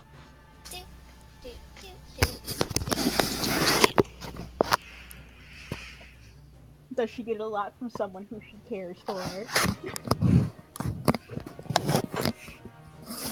Boy, you pushing it. You pushing it. Back. I am existence. Welcome back. Okay, so we're all here. Player check. Yeah, Hello, hi. I am back. Player chat. Hello. That's all. Hello, hello. We all here. Okay, cool. So. Hi, General Brazel. The first thing he does is raise his war axe in the air, slam it down on the floor, and up on either side of him from the floor come some things. Some things. The hell is that? These are things that are a thing in this world that I haven't really talked about yet. And I'm going Golems? to what should I tell what should I do? What should I do?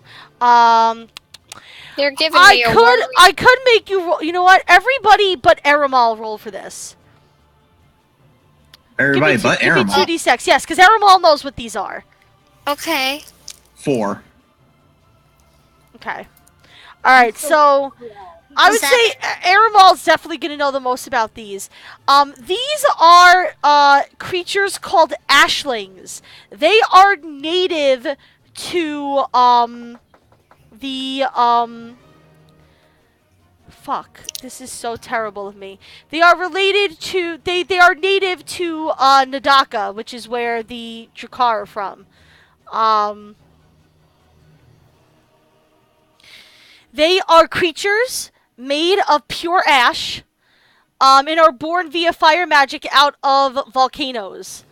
And Brazil has decided to summon some because they want hugs.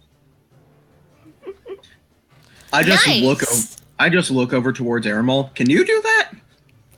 I'm not old enough. I'm pretty young. Now. I'm not old enough. Got it. Most people couldn't. Let's see. Where are we? First thing he do will summon 2 ashlings. Okay. Okay. So I'm assuming he has multiple forms. the Considering- I'm pointedly ignoring you. The ashlings kind of rush forward. Theodosia, do me a favor and I should probably wait and see if you are actually going to get hit or not. No. One of the ashlings goes for you and you just kind of jump back and you're like, "Oh my god, what is that?" Aramal, the other one goes for you. Can you please roll me defense? Give me a defense roll. That is a successful defense. Okay. So, the other one goes to slice at you, and you kind of, like, pull your S-Talk up and block his blade, and it just kind of lets out, like, this weird, like, ah, like, unholy shriek from its, of like, frustration.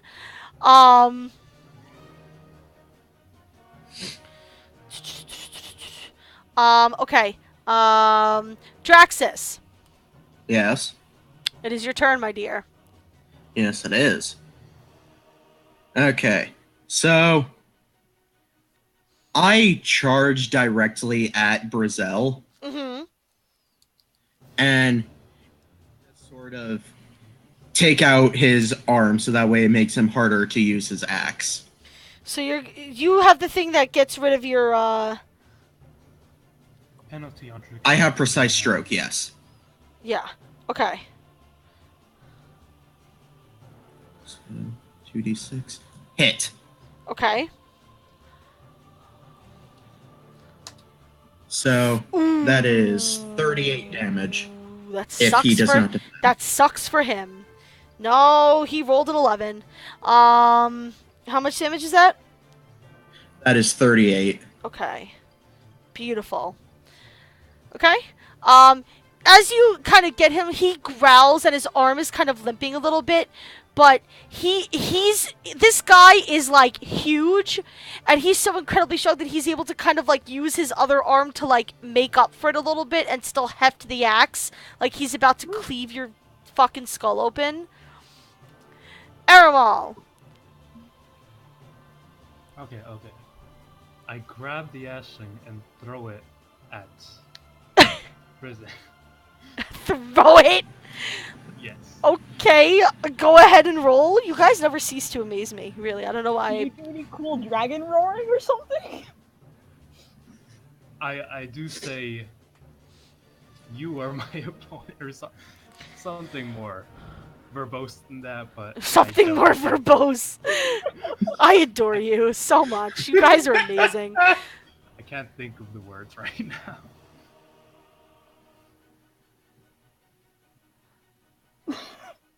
That counts. I'll take it. Is that a hit? Or did he Yes. did he dodge? No, he did not dodge. Okay, so you kind of go and throw him. he goes careening towards Brazel.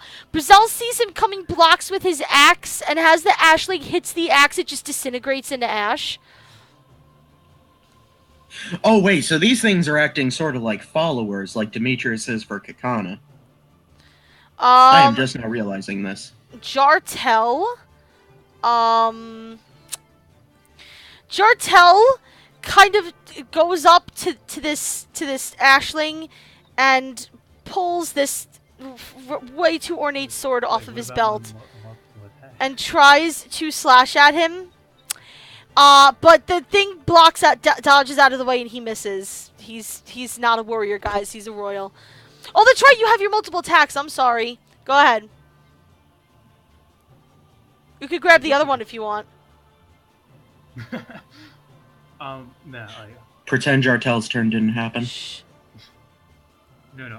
I jump up to Brazil, and Go ahead. I guess I can use this now because I'm getting confused as to who has the multiple stuff and who doesn't, so I apologize. You can use whatever you want. Ground punch. That's a stupid name, but that's what I'm doing. Okay. Let me just see what your ground punch does. Okay. Yep.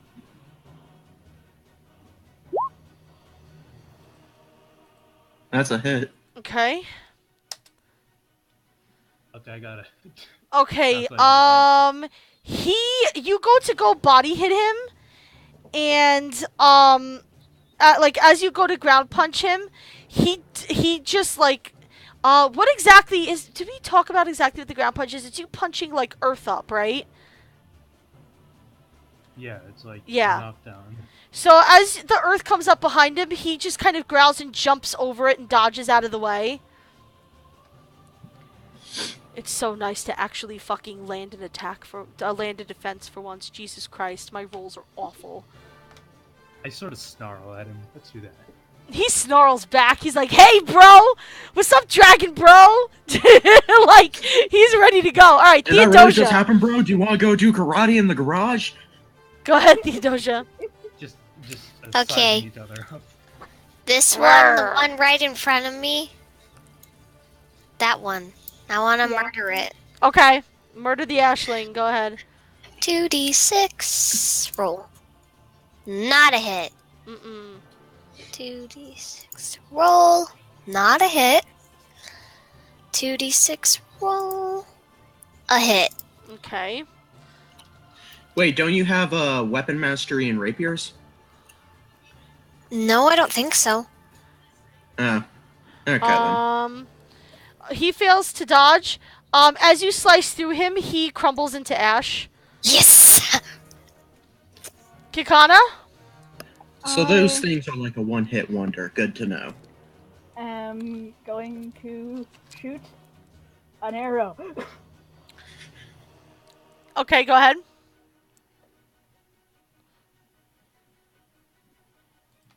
Is that a hit? I hit.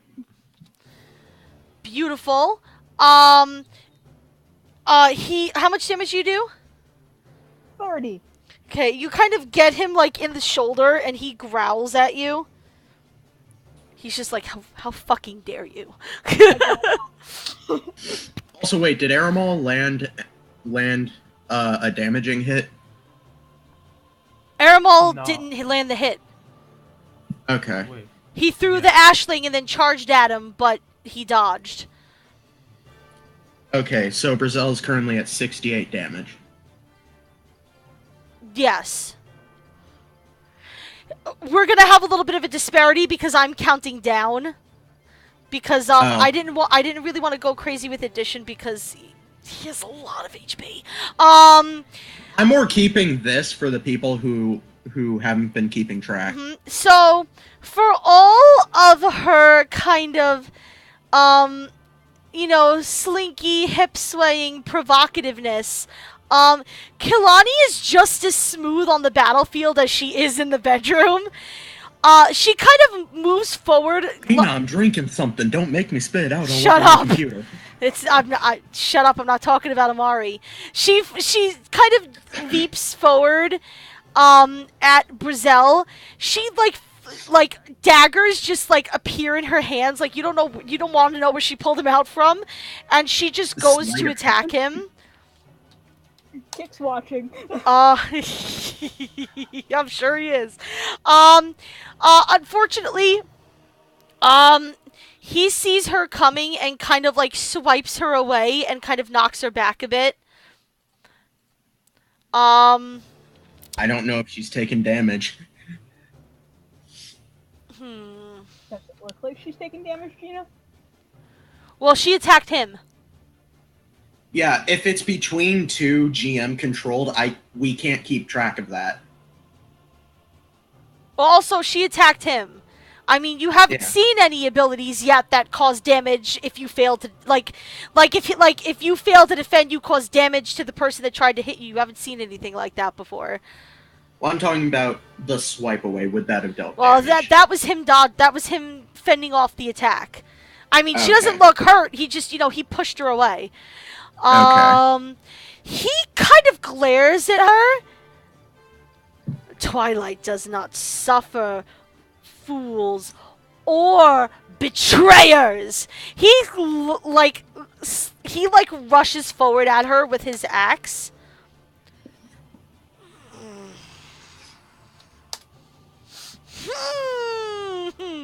He rushes forward with his axe. It's a huge axe. She only has daggers. So she goes to leap out of the way. But on the backswing, he gets her straight in the side, and she goes flying and tumbling down the stairs. And she is definitely bleeding from the midsection. Guess who's going to use a healing spell for the first time in the whole game? I've used mine a couple times, so...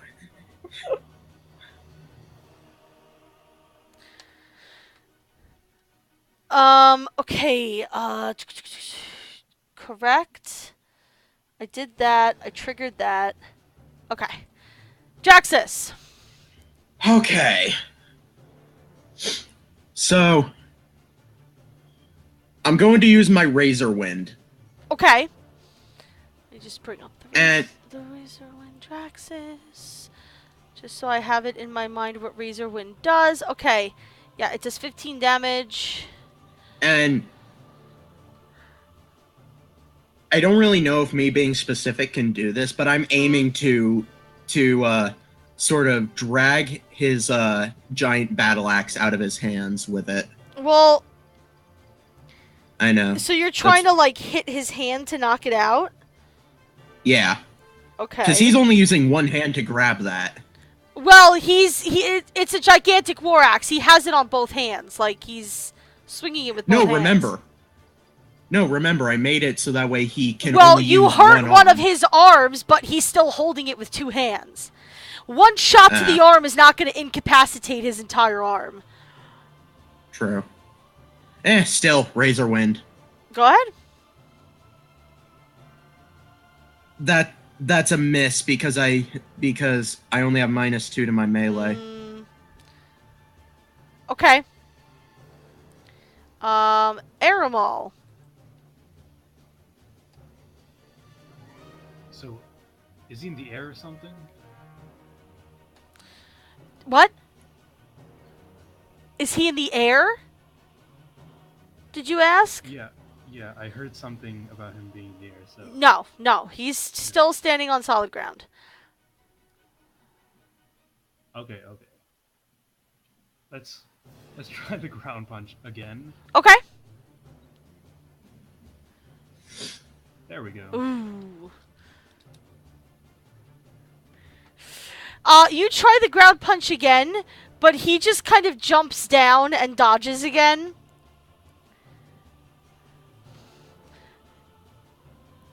He just glares at you.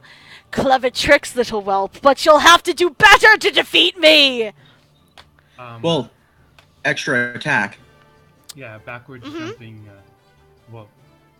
backslash, jumping backslash. Ooh! Okay, roll a d6 for damage. Roll a 6. Roll a 6.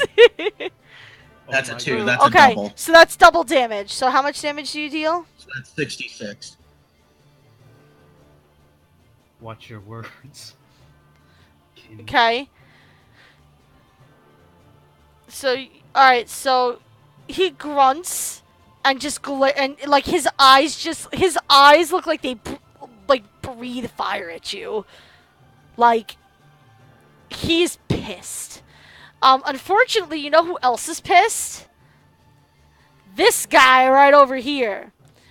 He rushes forward in an attempt to hit Brazel. Attempt. Ooh! Brazel is so, like, busy dealing with Aramal and glaring at him that he does not expect the prince to come up from behind him and just fucking waylay him from behind. Waylay? Yeah, he just like comes and just fucking Get hits him wrecked. from behind. Get Uh. wrecked. He turns back. He turns now towards Jartel, and just growls. How much damage am I gonna let that do? I think that's safe. Yeah. Okay. Theodosia. Hello, hello, hello. Hello, hello, hello. Do. Okay. Stabby McDabby. Okay, that's a miss. Stabby. Oh, I'm just looking at my own roll. Go ahead, roll. That's not a miss. Okay. You slice at him. He dodges. Okay. Roll again. Does it hit? No hit. Okay. And does hit. Ooh, he dodges that one too. Okay. Kakana. Kick's gonna run up to where Kalani is, Mhm. bring her a little bit away, and use his healing spell, Okay. which heals 20 HP with 2 points per minute. Yeah. Well, it's 20 HP or 2 points per minute. Like, yeah. So he gets 20. Remember, I messed with the healing abilities in this game so that you had like a way to like actually dump healing on people. Okay. And how much? It's not saying the MP that it takes. It's if it's an attack that, We agreed on 4 points per level. yeah. All right. Well, it's level 1, so I'm 44. Yep. Okay, so it's definitely staunched her bleeding. Like, she's not bleeding anymore. She manages to get to her feet. She just glares at Brazel. Flashes her daggers and goes at him again. And he dodges. Brazel, now looks at Jartel. And charges at him. He charges at Jartel and just swings the axe at him. Like, Jartel blocks with his sword, and he's doing that thing where they like push on each other. You know what I mean? Like they're pushing sword their block. blades on each other. Yeah, they're like sword blocked. And Jartel is like sweating. He's putting up so much of a fight. But a gigantic war axe and like this pretty, ornate sword that was Not meant for battle. Not meant for battle. So the sword kind of shatters and kind of pushes him tumbling to the ground. Aye. Draxus? Okay. So, I guess it's time I bring these back. I'm going to use my caltrops. Oh, hey, we haven't seen the caltrops in a while. I'm going to throw my caltrops in a wide area around Brazel to stop him from moving. Okay.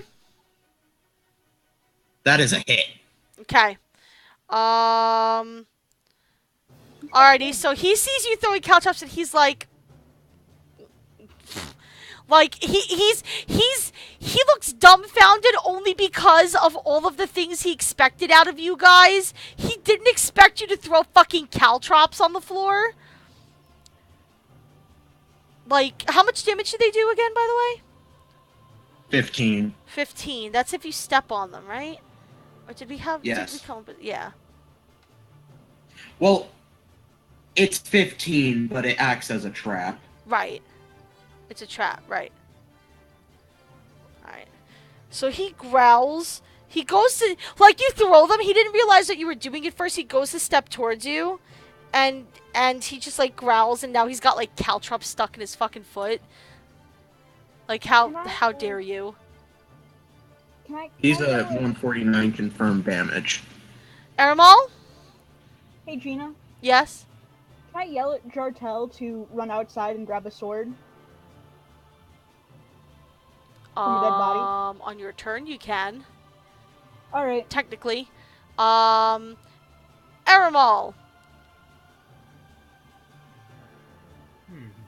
How do I want to do this? I want to go for something fancy, but I hop over to him and grab him by the back of his collar and over the throat over. Whoa! Over the shoulder, Interesting. into the Okay. I would Wait. say he is really big and heavy, but you are also a Drakkar. So I'm gonna call that even footing. Go ahead.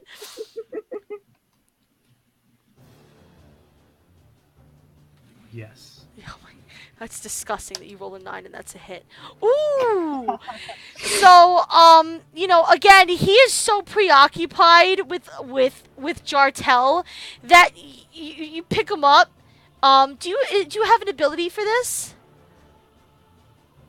Not really, but I do have claws. You do. Alright, so give me some claw damage. Where are you throwing him, by the way? Onto the ground, into the caltrops. Oh, you're just gonna pick him up and throw him down again. Okay. Into my caltrops. So, well, he was already standing in the midst of your caltrops. Yes, but I have a lot more caltrops on Correct. the field than those. Well, yes, well, I'm saying he was already standing them, so he's kind of just picking him up and throwing him back down onto the caltrops he was already standing on, which is painful. Alright, give me your damage for, like, melee claws, and I will add the damage from the caltrops onto it. That's 20. Okay, plus the caltrops. So that's 35. And then I have a second attack. We're going to do something. The Legend of Zelda finisher, just sword straight down. Oh my gosh. But the jump for the extra Chinabra Master damage. Okay. Beware the jumping dragon. Hopping Salamander. And that is Okay. a hit. That is definitely a hit. Unfortunately, he crit when he dodged. So he jumps out of the way, flies over the caltrops, and kind of lands on the floor over here. Jartel now doesn't have a weapon. So the only thing that he could think of to do that's useful at this moment is go over to Kalani and make sure she's okay. She goes into her boot and pulls a dagger and shoves it into his hand. Like, here, dumbass. Like, have a weapon, please. Theodosia. Hello, hello. How much damage for Zell is currently at, by the way? I'm keeping track, Or don't worry. anyways. Probably just the same thing. Okay, go ahead. Okay, let me roll my 2d6. That hits. That hits. Ooh, okay. So he dodges, and as soon as he lands, he turns around. You're there to shank him, and he just growls. Go ahead. Swing Okay. at him again if you like. That hits. Oh, yes, it does. You stick him again. Go ahead, roll again. That Ooh. definitely hits. Definitely hits. Ooh, combo. Oh, breaker. That was 60 damage. Yeah, it was. Don't tell me this girl ain't deadly! I am not very deadly, thank Kikana. you.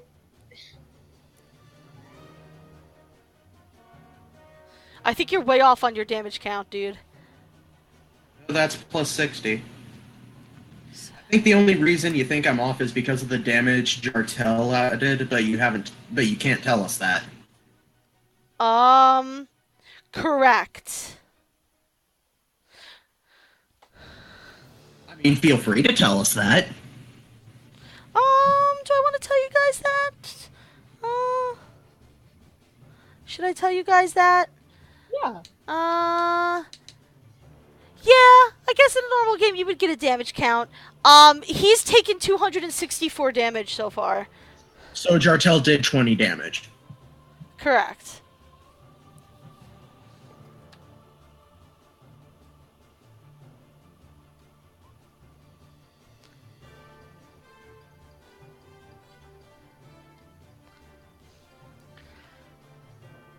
Okay, Kikana. All right. I am going to hop over here. To get away. And I want to freeze him. Go ahead.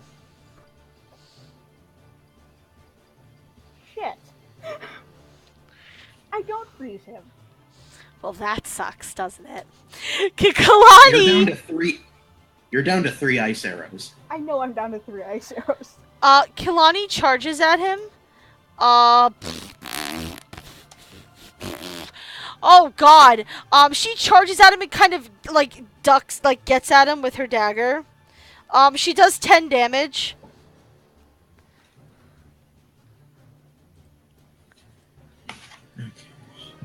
Brazil turns to Theodosia. I made him angry. He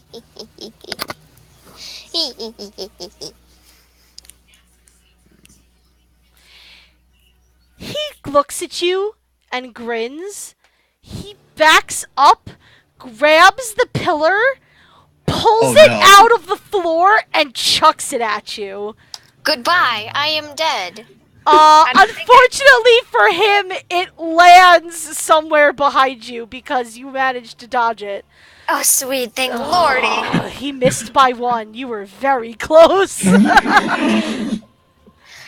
do that ever again, Brazil. It gives me heart attacks. Draxus. I just had a thought. I'm going to cast Bubble Shield. On. Brazil. Why? Well, actually, no, wait. I would only find that advantageous if I was ahead of him in the turn order, so never mind. My entire plan was he would... Huh? What?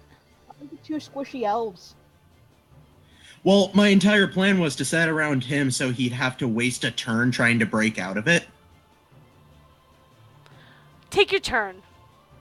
Yeah, I'm going to slice. I'm going to jump into the air and slice at him from above. Okay, go ahead. That hits. Okay. And that is 43 he damage. as you come at him, he dodges. Oh, fuck. That sucked. He dodges out of the way. Crap. Airmaul.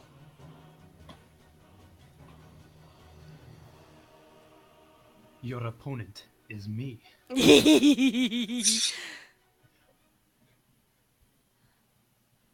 Alright, let's see. Go ahead and move yourself.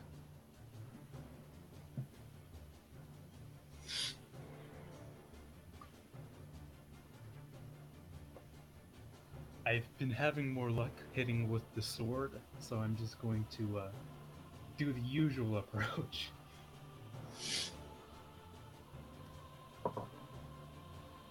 That's a hit. Okay.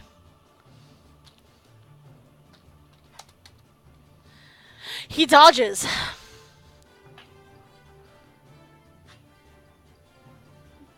Two. You know what? And then just slash across with angry face TM at him. Okay. That's a hit. Ooh, that one hits him. How much damage is that? 33? Yeah, so that's 307.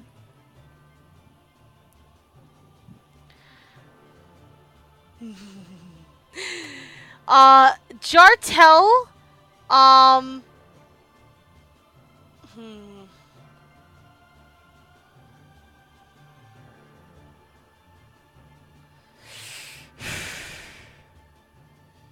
That's kind of a dumb idea.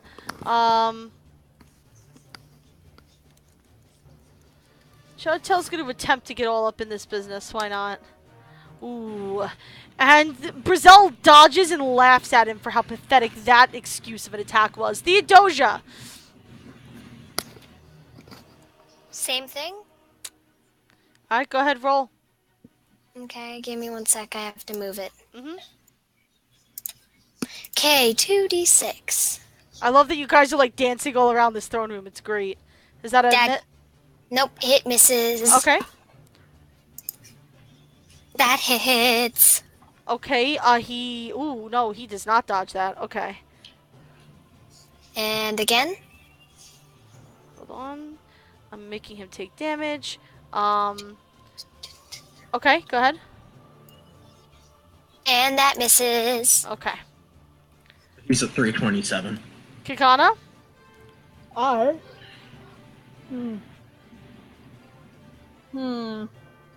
Do I try for another ice, or do I just go normal?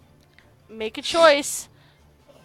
We have 15 minutes until 10 o'clock, just so you guys know, and there is a whole epilogue that we want to do, so... Can we go over the I'd like to time? pick up pace just a little bit on this battle. Yeah, you're not even close. I'm going to try another ice. Okay. Fuck! No more ice! Okay. Kalani? We got 2 more left. Kalani goes forward, grabs Jartel and drags him away. And she's just like, you need to stay back. You are not skilled enough to handle this.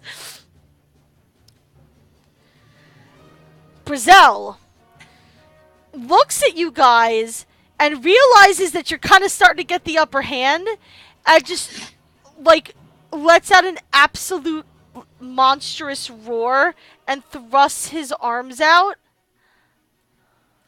Oh god, more ashlings.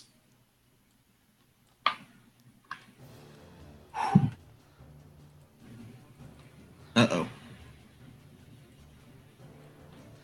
Oh man. Theodosia, this one is going after you. It swipes, it misses. Okay. This one comes over here, comes up behind Aramal. It swings, it hits. Please roll for defense.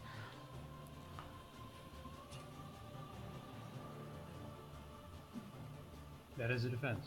Okay, so you were able to dodge that. Kikana, this one's attacking you. It fails. Draxus, this one is coming up after you. It hits. Please roll for defense. Nope. Ooh, okay. Take 10 damage. Okay, I'm at 50. Okay. Do you have any light armor?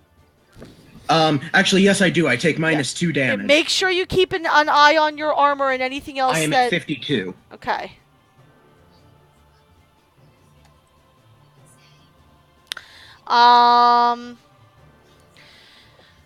Brazel just Wasn't kind that of his turn? What? Wasn't that his turn? What? Summoning the ashlings?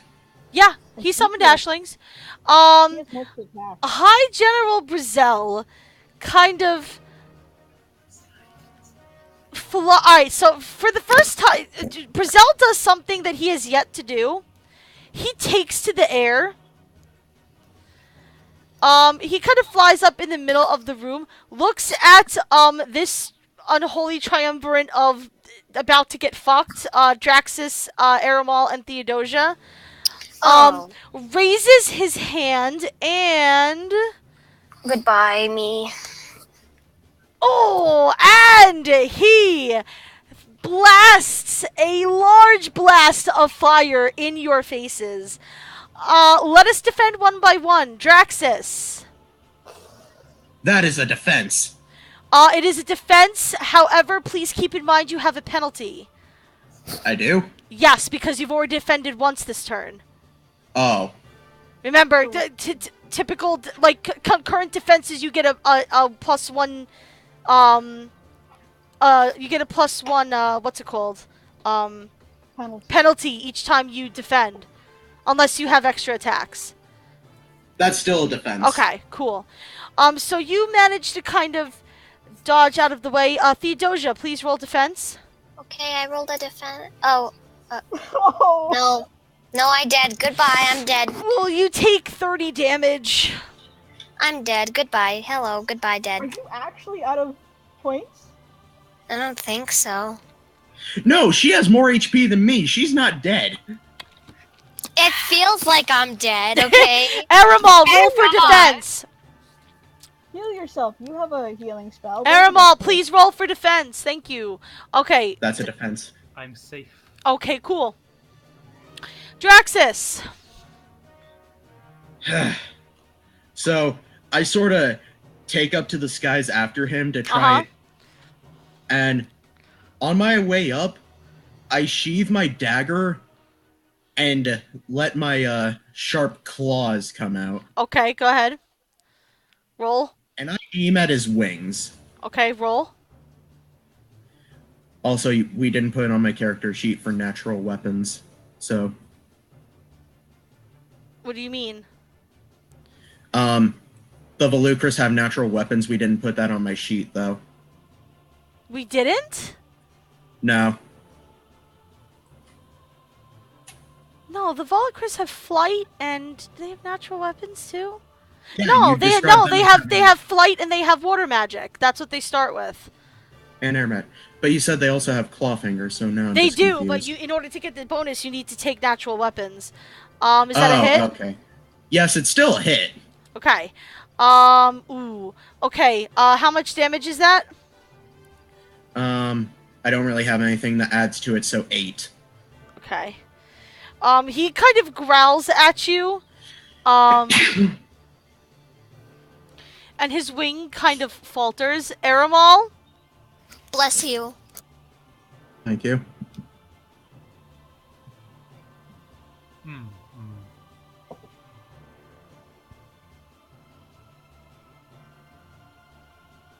I leaping lunge at him Okay. and attempt to swing him back down towards the ground using my wings as my own supports. Okay.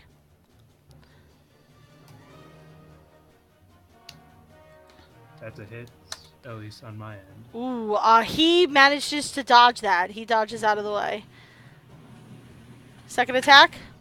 Yeah, I put my wings to follow in Okay. midair. Downward strike, that's a hit. He fails to defend. How much damage is that? 33. Beautiful. Okay. 33.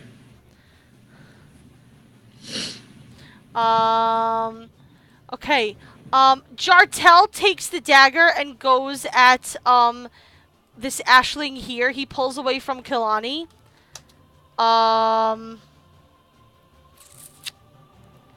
You know what? I'm gonna give him that one. Should I? Yes. Should I? Let him feel accomplished and do something. Yeah, let him feel accomplished, sure. He stabs it in the stomach and the ash thing kind of falls apart. Theodosia? Darn. I don't think. Can I hit him? I don't think I can hit him. He's in the air if you have no way to get into the air. Wait, don't Or I have do my s- light magic? Or do something far away. Like do something long range. Otherwise. I have my flight magic, don't I? Do you have flight magic?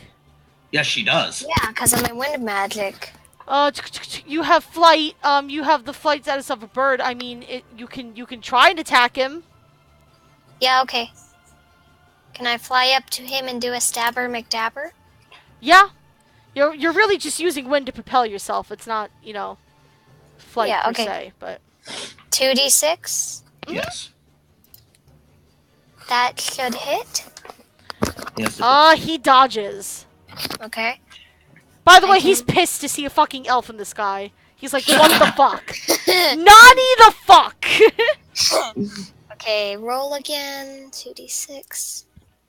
That definitely doesn't hit. Okay, go ahead, roll a third time. That hits. Ooh, and you manage to kind of punt him. He goes flying back a little bit. Get wrecked, boy. Kikana. So I need to ask who's on what health Got it. right now. Huh? Health point. Health Where you check, at? quick. Let her know how much health you have.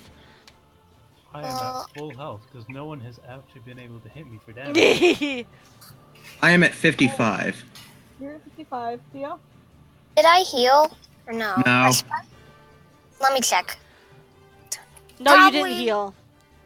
You took Probably the 30 be at, damage from the fire. I should be at like 49 because I have light armor, which takes 2 away. Actually, no. I'm at 52, not 55. Okay. Should be at 49. I'm But I gonna might hop away from the Should Ashling be. Mm-hmm. and cast healing on Draxus. Okay. I think Theodosia needs it more. You've taken more batters. All right. So I mean, I'm take care of the healing. It's healer's I will choice. heal I've myself. I'm I at played full HP then. I played the healer in my past campaign. There's always a debate over who should get healed. Let the healer choose. Just take the healing and move on. I'm can- at full HP then. Okay. Kalani turns to the ashling next to her and kind of slices it open. It falls into ash. Brizel. The ashlings converge on Jartel. Oh shit. Shit. That's how we take care of the minions, guys. Ugh. They both come at him. He only has one dagger. He doesn't really know who to dodge first. So he goes to dodge one of them. The other one gets him in the side, so that other one positions and shanks him in the other side. And they just like pull their swords out, and he just goes falling to the ground. Fuck.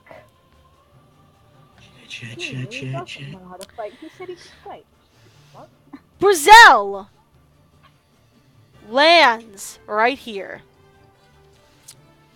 He looks around at all of you. He looks at Jartel. He laughs.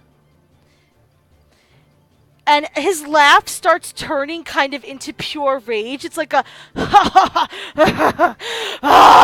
like you just see like this just pure draconic rage bubbling up.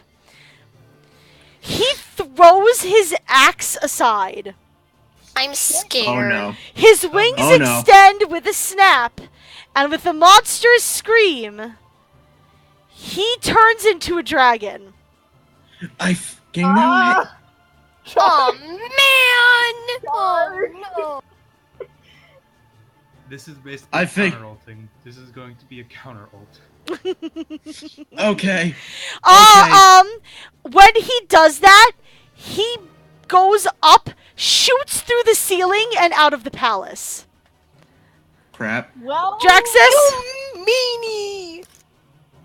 Crap. We have to take care of Jartel first. yeah, Jartel first. Draxus? Okay. I really have no way of doing this in one motion, so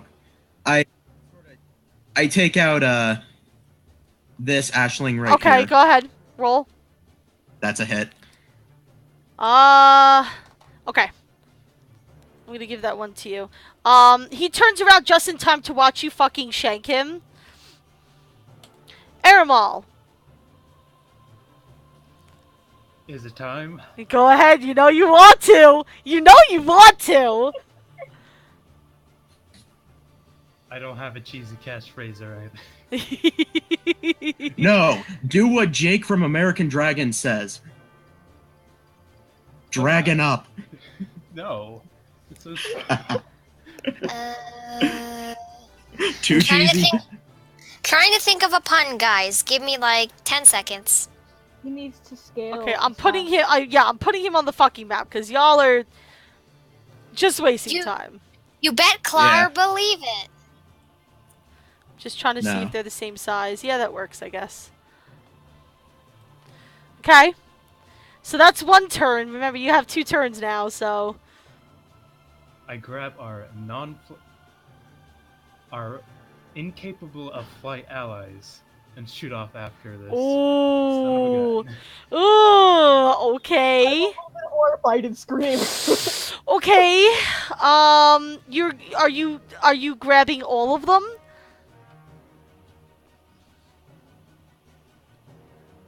Should I leave someone? Leave me. I can fly I by will myself. point No, out no, I said will point incapable out of that flight. there is an Ashling still down there. Yeah, I know. That's what I was Leave doing. him. It doesn't matter. Well, make a decision. Leave me. I can catch up after dealing with the Ashling. Oh, it's his choice. Pick up. Well, I said the people that are incapable of flight. All right, so that's everybody You but are capable of Draxus. flight. Yep. No, Theodosia can fly too. Yes, but Right. Theodosia flies on magic supply. Oh, that's true. So I guess that's just you. Oh, okay. Yeah. So take Theodosia and Kakana. Are we taking Kalani too? No. She does not want to go. She's concerned with Jartel right now. Alright, you take care of Jotel. Let's go. That includes Jartella and Well, Jartel's kind of bleeding out on the floor. You can't really pick him up. After I'm done with Jartel, I'm heading up after. Alright, Jartel spends his turn bleeding out. Theodosia! You are holding on to the back of a dragon. Oh. So can I really even do anything? You Yeah, can but- try. I mean, the amount of penalties you would take from trying to attack on the Heal. back of a dragon. I will heal myself. Okay, you can do that. Sweet. I heal myself then. Can I Okay. roll for that? Do I roll You for don't have that? to I hold for that. You can just add your HP and spend the energy Okay. points. Kakana! Okay. So, I'm going to pat Aramal on the neck. Say, I'm going on your head. Jump onto his head. Aim. And yell, and yip, shoot yip. The other dragon. Okay, go ahead, roll. It hits. What's your attack combat value? My attack combat value is 5, and I get a bows -2. Okay, yeah. With the penalty that you're gonna take from trying to shoot off the back of a dragon flying that high in altitude with the wind going, Aww. yeah, there's no way that that's gonna hit. Too.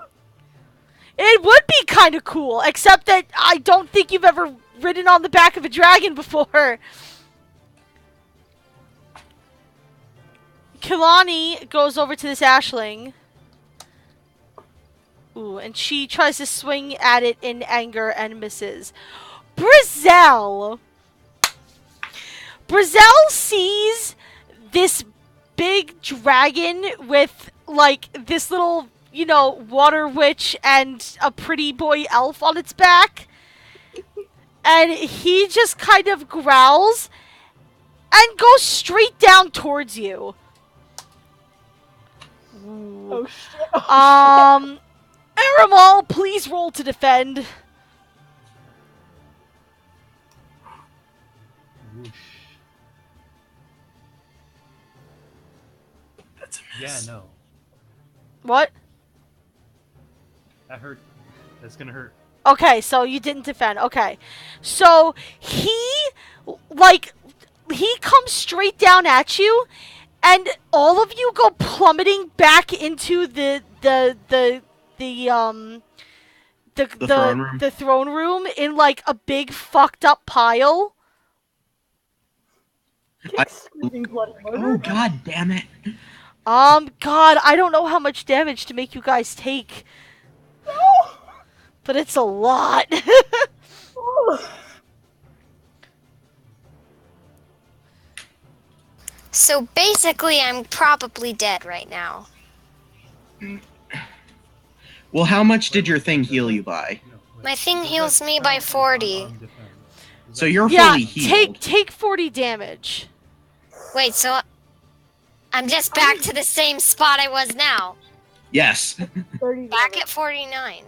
Oh, wait, is that would that count as unarmed defense? I don't know. He plummeted you to the ground. Like, I don't know if there's anything that you could do. I guess so. No, because like it depends if it's unarmed defense or not, if that hits or misses. Oh, I wouldn't say so because it wasn't like you were fist fighting him. He plummeted down on you while you were flying in the air. Okay, fair enough.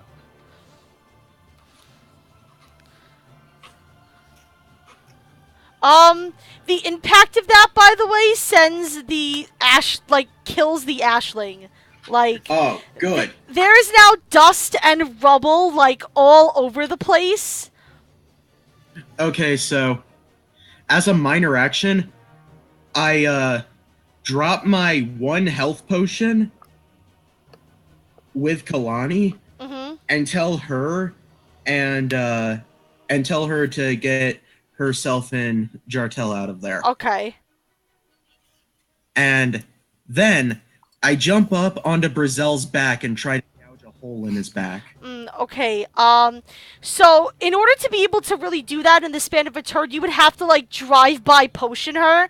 Like, you just run past her, throw it in her hands, and it's like, get out of here! And then just, like, jump in one felt swoop. Like, you don't really Yeah, have pretty time much. to, like, concern her with it. And she just looks at you all, and her eyes settle on Kakana, and she's like, I am not leaving any of you! Kick's probably on the ground, just like, ugh. But yes, I jump onto Brazel's back and try to gouge a hole in him. Okay, go ahead. That is a hit. Ooh, yeah. So normally normally he would dodge that. However, he's kind of busy being crumpled on the ground. Alongside me and everyone else. How much damage is that? Would that count as an overhead attack? I don't know. Sure. Go for it. Okay, 43 then. Okay. So he is at 4. Okay, Aramal. 41. Aramal, I would say that you need to at least spend 1 turn getting up and shaking that off. Because you are in a pile of dragon. Thank you. I have multiple attacks.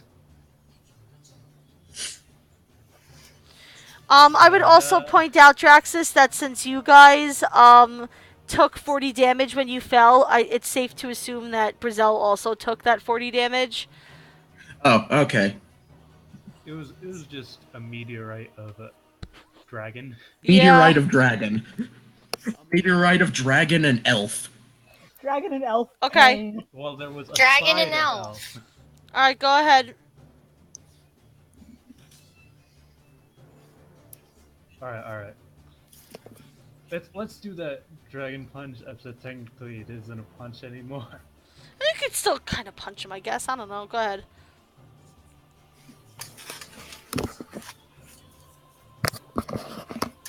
That's a hit. Okay. You know what? Go ahead, have it. Oh damn. Kina, you were So I so generous today. It makes me happy. Well, I'm generous. This guy is pummeling you, and we've spent, like, an hour and a half on this battle, so... Yeah. Okay, so I kind of deck him. Okay, how much damage is that? 1 sec while I grab everything.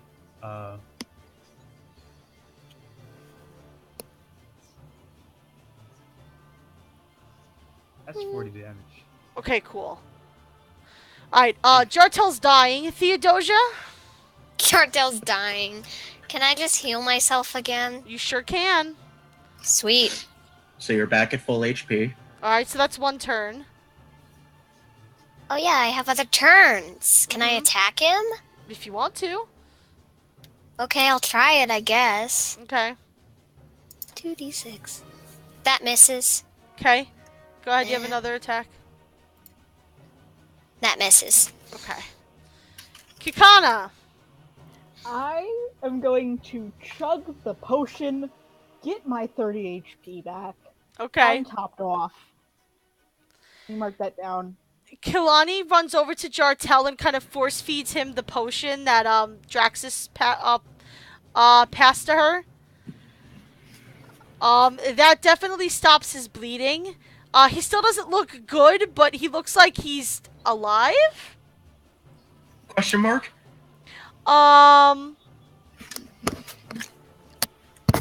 You're giving me a concern. Brizel stands up. He's again full dragon form. He's towering over you. I'm still on his back. He opens. Oh well, no. First thing he's gonna do is he's shaking your ass off. Go Do I have ahead. to roll Go to ahead and say try more? to. Go ahead and try to defend that. Nope. Yeah, you go flying straight into a pillar. Not off the Ow. map. Take like I don't know. Take like 30 fucking damage. I don't know. Ow! You got flung by a dragon. He rears. I'm at half my health. He rears up to you guys. He rears up to you guys. He opens his mouth. You can see like the flames bubbling in his throat. He rears his head back, goes to blow smoke, goes to blow fire at you, and continues going forward, and just falls flat on his face.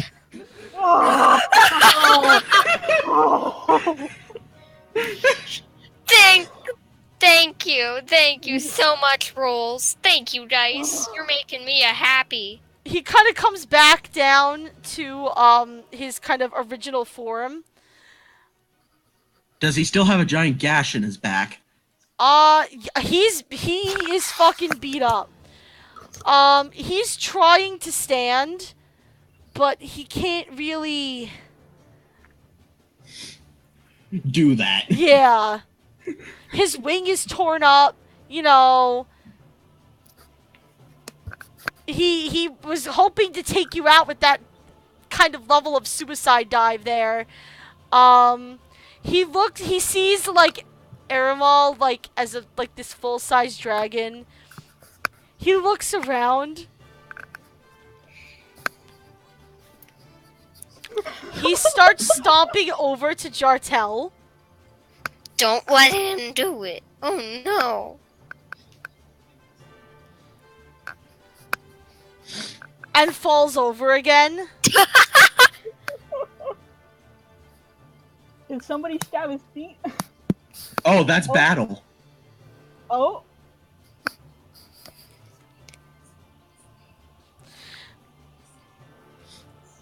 Gina? Where am I?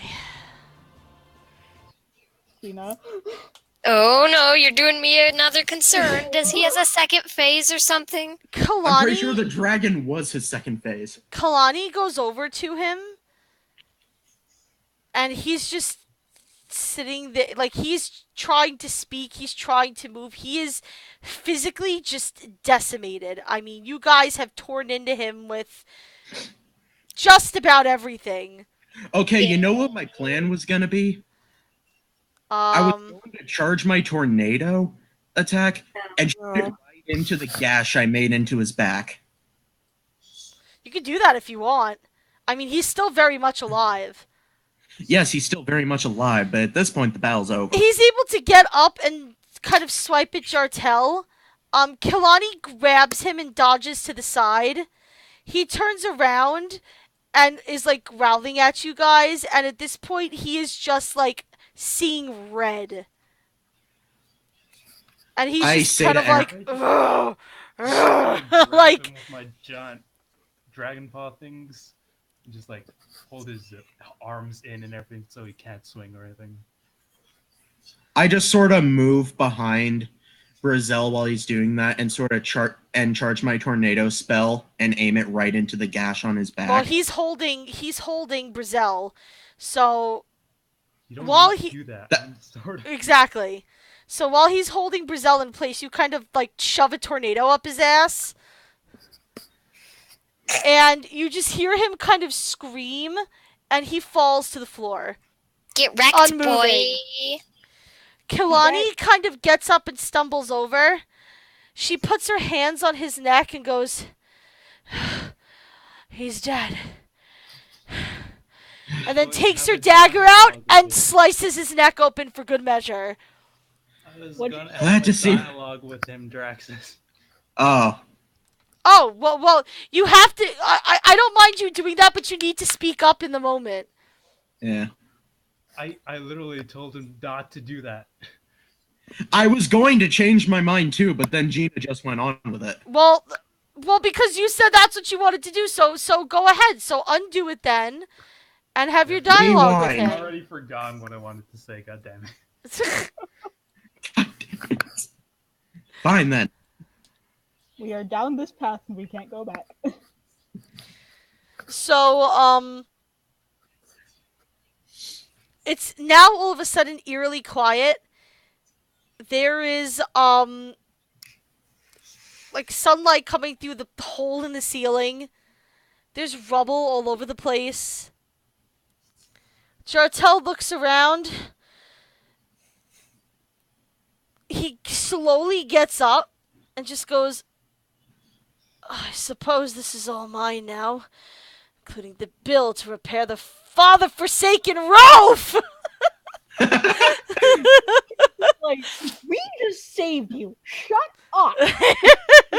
Kalani goes over to him and just like steadies him and just goes, "Sit down and stay here and be quiet. I'll send for my..." Okay. Gina, real quickly, be thankful you didn't let me handle that. I would have just steadied him out via his shoulders, and then bitch smacked him. Oh my god. You don't want to Bang, bang. smack the king of Nareveth, alright? Calm down. Smacker. So she goes, "Stay here. I'll send for my men and inform Swin and Fulgrim that we've retaken the throne room, or what's left of it." He just kind of nods and slumps to the floor, and she walks past him. Before she leaves, she kind of stops over at the group. I'm assuming you're turning back into human form, by the way. Yeah. LML? As he does, I give him a high five because that was. So, she walks over to you guys before she leaves. She puts a hand on Kikana's shoulder and just in a low voice looks at you all and goes, "Watch him, please." No. Just kidding. I don't blame you. I won't be long. She kind of squeezes his shoulder and runs out of the room. Jartel kind of stumbles to his feet. He Kit doesn't goes over and just grabs him. Yeah, he doesn't speak to you guys at all. He just slowly makes his way To the up throne. towards the back of the room, goes over to one of the thrones, just kind of turns around, plops down in it, stares at Brazel's corpse, and just kind of sits there. That's pretty good in the moment. He's in shock. Does he rest his chin on his fist? He's just kind of sitting there bewildered. Nice. He's got I mean, yeah. a lot on his mind. I go over and I give him a heal. Hmm. 'Cause he's Which so he very upset. much appreciates. I'm just gonna heal myself. Okay. I'm going to bow towards our new king. Yeah, same with Aramal. Arimal. Yeah, Aramal? she's Isn't doing that the what same. Aramal She's doing the same thing as Aramal, is what she's saying. Okay. Okay. She looks. He looks at the two of you and just kind of smiles wryly. You did Not good. quite sure I deserve that. At least not yet. Maybe I should get my ribs put back where they belong. Oh. You are good at voice acting, Gina. Kit just gives him a look, like, and asks him, "Well, how injured are you?" Well, he's a baby. More injured than I've ever been, which doesn't say much considering I've spent most of my life wrapped in silk and bullshit. Ugh. Well, at least he acknowledges Yeah, it. he knows. He knows. He ain't a thought anymore, guys. He isn't a thought anymore. He's deserved the title of worthy. Not in my eyes. Yes, in my eyes. So, he kind of spends the next couple of minutes like just quiet and pensive. Eventually the back doors open again and Kalani comes back in. Where are my resources? Here we go.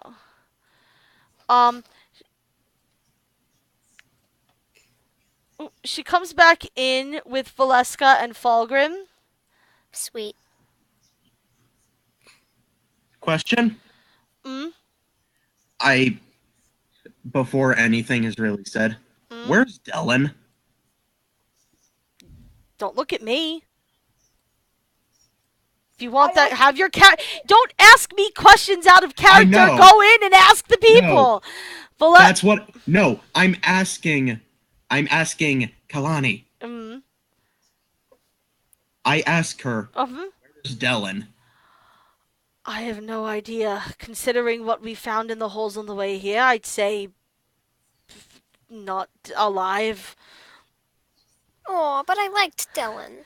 I refuse to believe that bastard is dead. Valeska kind of makes a beeline for like the back of the room, and she bows. You're great, my king.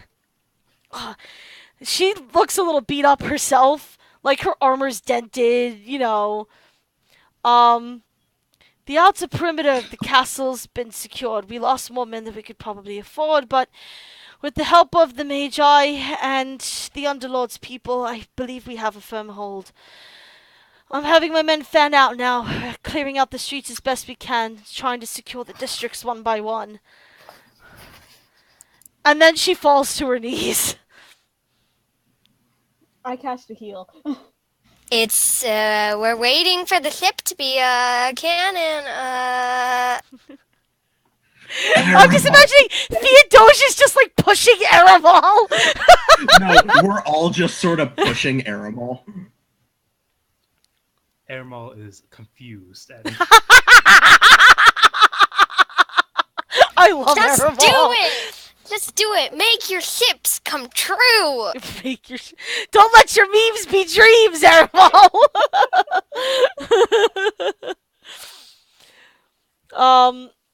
So Falgrim kind of comes over and bows as well.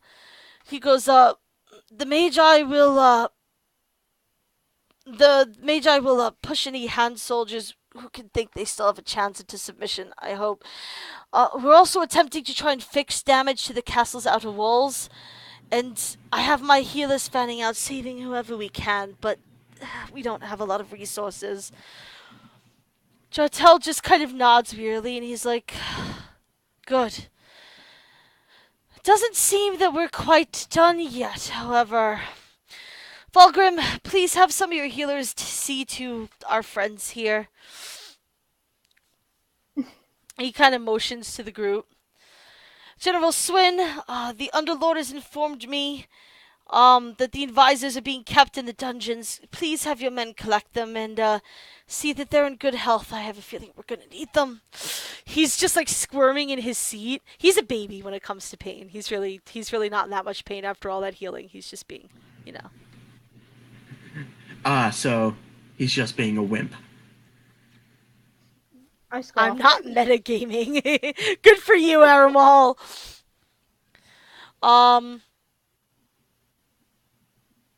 Let's see.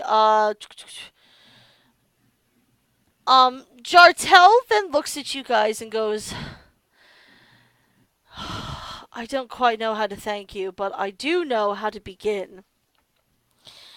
He's like, I heard you guys have been staying in Kalani's neck of the woods. And he just kind of waves his finger. He's like, you guys are official guests of the Nareveth crown.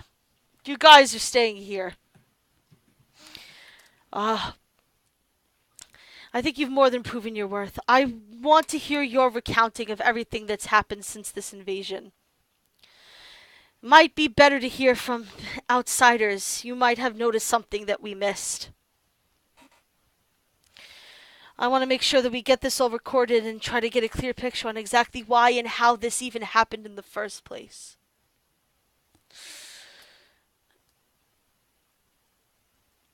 Agreed?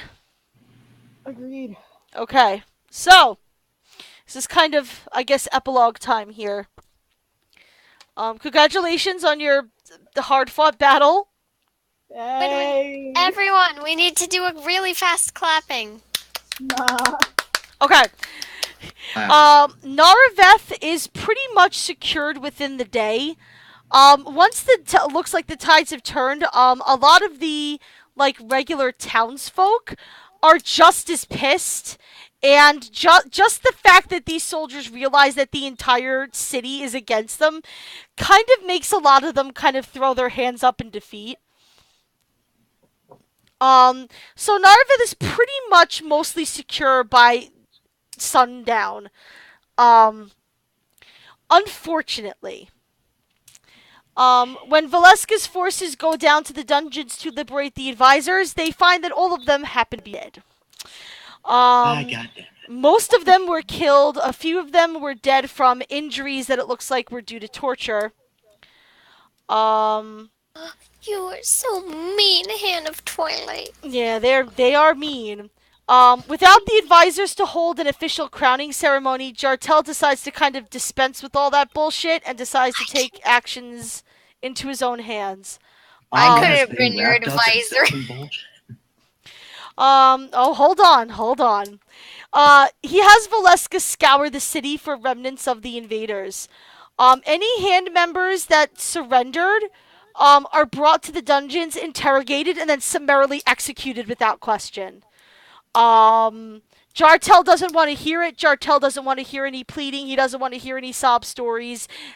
They all get executed. He's not. Nice. He's not in the fucking mood. Exciting. Um. I mean, being in his position, I would do the same. Yeah. Then after several tense days of silence from the castle, like the people in the city are like, we haven't heard anything from the castle. Is the king alive? Like, what is going on? He did. Jartel finally emerges and addresses the people of Nareveth. He reveals that the advisors have all been killed in the siege and names himself king just outright. Not a single person dares object to that claim. He was fairly well liked to begin with, you get the sense of, and the way that he summarily kind of cleaned the streets and executed all of the intruders certainly didn't do anything to tarnish his reputation. Like, they're very happy to see vengeance wrought. Nice, boy. You get yourself some rep already. Once the crown of Nareveth officially rests on his head, which probably is about a week or so later, he calls all of you to his throne room for his very first official ceremony as king. Exciting. Shit. They grow up so fast. Yeah. So now he's stopped being a baby and he's fine. He gets up and he does that thing again where he clasps his hands behind his back and starts pacing back and forth. You learn very quickly it's a very Jartel thing to do. When you all entered our city, you were but visitors, passing through. However, in our hour of need, you stepped up to protect the people of Nareveth. Your dedication, hard work, and sacrifice will never be forgotten by the Narev crown. I will be sure of that. He holds up a, what looks like a hastily binded book. You notice the pages that he's been hand scribbling of all of your recountings of everything that happened. He's been keeping it all, and is going to make sure that it's not forgotten. In addition, a sum of gold... What? Can I get a copy of that? He goes, I can absolutely have a copy made for you. Thank you. Not a problem. In addition to a sum of gold for your services, I also offer you each these brooches bearing the emblem of our great city, and I am honored to officially name you Heroes of Nareveth. That's great You and all all, get but what claps. about Kick Lonnie? What Well- about my OTP? Calm down! Calm down! Everybody That's calm later down! in the epilogue. I That's later in Um, the epilogue. These are my ships, okay? Your names will be recorded in the history of our city so that we may never forget all you've done for us. The people. So I should also probably say that this is an official ceremony. So these side areas here, along the carpet where you see all of like the stonework on the floor, it's Yeah. packed Yeah. full of nobles, rich people, and even some of the regular townsfolk that were able to get in. So when he declares this, they all kind of erupt in cheering. Oh no, That's people! Yeah. Oh That's the yeah, opposite reaction. people. That's the opposite reaction I got, or I was Oh, no. expecting. Yeah. Question. He then I think- he then stops in front of Valeska and turns to her. General Swin, for your courage and swift, decisive action in taking back our city, I thank you on behalf of myself and our people. In a crisis such as the one we face, you would normally take direct orders from our esteemed advisors. However, you took control of efforts to retake the city of your own volition and executed them successfully, and in such a way that damage to our city and our people were minimized. Situation notwithstanding. You've shown skilled judgment and fierce loyalty to our city. He then goes and stops in front of Falgrim. Falgrim Vikander, when you began teaching at our College of Magi, you were the youngest instructor on record. Over the years, you have excelled at your job, earning the trust and respect of your peers and students alike. There's a kind of a cheer from like the mages in the back, like, yeah!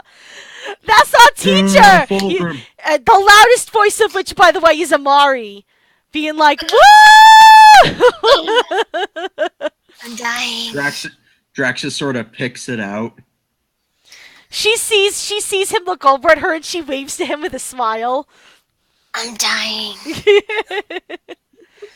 Draxus just sort of shuffles back into position. This proved especially true as you rallied the school to assist in retaking our city. Magic can be a sensitive subject for those who are not familiar with it or do not understand it. He glares at the obviously unhappy nobles who don't really seem to be happy with the mages. They don't understand magic. Yeah, well, but what are things when they are not all about me? However, what we do know is that a gift bestowed upon us. What we do know is that magic is a gift bestowed upon us by the Mother and Father, a tool that can be used for both good and evil, just like any other. Recent events have proven that the Crown has been negligent in its efforts to work with the Academy in a way that is meaningful to the continued safety and success of Nareveth. A couple of the nobles kind of start raising their voices. He shoots them like daggers via his eyes. Like, he just glares at them and they immediately shut up. He turns back to them. Because of your service to our city and the Crown, I offer you both a place by my side as my advisors. The room almost loses its shit. Like, what? Draxus just stands there clapping. The both of them look just as shocked. He puts his hands up to silence everyone. I cannot think of a better way to honor the service of the advisors we have lost than to fill their positions with those who so dutifully protected the city that they loved so dearly. Valeska and Falgrim are like, just kind of standing there like, what? You're gonna have to work together. Yeah, they look at each other, and they kind of have that moment of realizing, oh god, we have to work together. But they both turn back to Chartel, and they kind of bow and graciously accept the positions offered to them. Um, Jartel wraps the ceremony up, and he pulls you aside and asks you to come to his one of to his personal meeting chambers because he wants you to meet with his new advisors later that evening. Um, when you go there later that evening, to meet Jartel with Valeska and Falgrim, Valeska and Falgrim do not look happy to be there. So he I just sort of point out, yeah, this is kind of the outcome I was expecting as soon as you announced they would have to work together. Jartel just smiles. Why? You can tell they get along very well, isn't that right? They're both just like, ugh. Valeska pointedly gets up and goes sits next to Aramal. She doesn't even want anything to do with Falgrim. I smile as she approaches. That's just an open spot for me. She smiles. Theodosia takes Valeska's seat, and Falgrim just kind of looks to her and gives her probably the kindest smile you've seen come out of his face yet. Like at least he, at least he has pleasant company here now. So Jartel kind of leans his elbows forward on the table and looks at you all and goes, I have a proposition for you, my friends. I just sort of stop him right there. First of all, before you even continue, I tossed the bag of gold he gave me back at the ceremony back. He blinks. Traxus, I can see you talking, but I can't hear you. Oh no. Your thing was going off. You might need to reload. Yeah, hold on. Not you, I meant Kakana. Okay, I reloaded. Okay. Well. Yeah, there you are. Okay, cool. So he looks at you, he kind of looks at the bag of gold, looks up at you and raises his eyebrow. Money was never a reward for me in this. I point over at Valeska and try to remind her what what I wanted for a reward in this. She kind of gives him a look. She gives him a look and just kind of puts up a finger like, I remember, hold that thought. You know what I mean? Yeah. She like puts up a finger and gives him a quick nod like, I got you, fam. Hold that thought. So, Jartel kind of looks at the bag. He clearly did not expect this. But he reaches across, takes it, and, kind of looks at it for a moment, throws it towards Falgrim and Valeska and goes, you two find something useful to do with this. The two of them I would have just offered they use it to help rebuild the castle. Yeah, it'll be used in a pillar. It'll be used in some fashion in that way or another, whether it be buying healing supplies or whatever the case may be. They'll find something to do with it.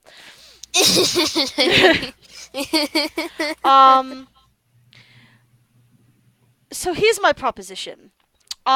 We are still working on bringing Nareveth back to its original state, obviously.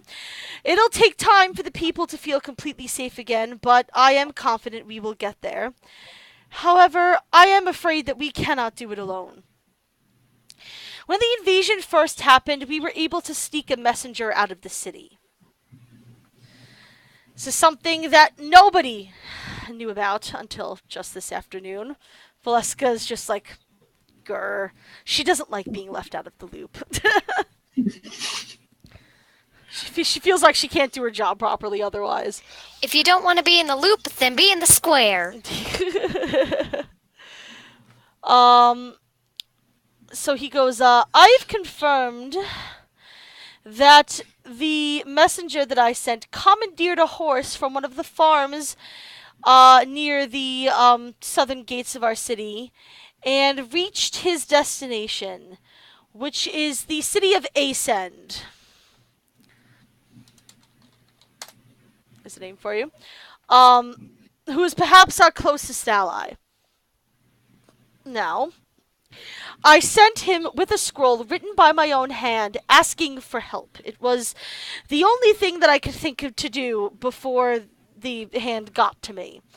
I thought perhaps that he did not make it or that the Ascendi forces were still on their way here. However, I just received this a few hours ago. He holds up a scroll with disdain plain on his face.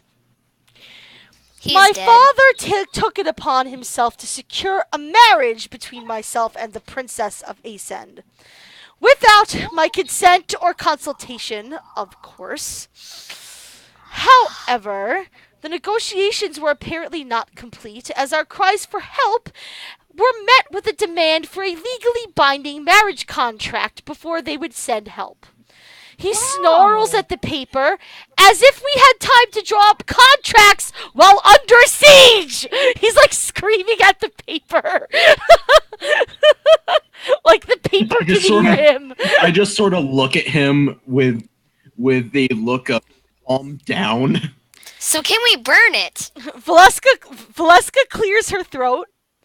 The Ascendi are known for being self-serving, to say the least, but I must admit, even I'm shocked at this sort of response. Falgrim kind of just leans back in his chair and goes, "The Magi are even worse. Many of our students come from Ascend and have either left after being kicked out of the Ascendi Academy, or just because they got up and left of their own volition. They're strict, regimented, and completely unwavering in their demands and expectations of magic and how it should be used. Good traits to have to some degree, perhaps, but the Ascendi are dramatic, if nothing else." Jartel waves his hands dismissively, and he's like, yes, truth's all around. However, they have always seen the advantage in strong ties with us, and so never once have we refused any efforts to help each other, nor have they ever hesitated to ask us for help, which we have always provided. He waves the paper in his hand again angrily. This, however, is in my opinion unacceptable. I will not wed myself to some woman I do not know, especially when they all but held my people hostage and demand for the damned privilege. And he turns around and throws the paper into the fireplace. Yeah, you go. I just sort of say out loud, "So you're telling me that they wouldn't help you unless they had gotten a formal marriage decree from you, but you couldn't send that out unless either the problem was already dealt with or half the town was dead and you had surrendered." Correct. Huh. Sort of sounds fishy. I just say, sort of muttering, "I will never understand these damn nobles." So, I will be sending a messenger in the morning explaining that we have retaken the city, that my father has passed away, and that as the king of Nareveth, I am officially ending marriage negotiations as we do not have time for such things when we are busy reorganizing our city. Nice. He sits back and smiles. Basically, I'm telling them in the nicest way possible to take their demands and shove them up their asses. He grins very proudly. He's not a baby anymore, guys. He's grown up so fast. Falgrim rolls his eyes, but Valeska is clearly holding in laughter. Like, she has a hand over her mouth and she's like... I just sort of say out loud, "Now this guy is a noble I can get with, get along with." Jartel smiles at Draxus. Besides, I have a feeling marriage negotiations would get in the way of all of my future plans. He looks at Valeska and Falgrim, and they both look extremely unhappy.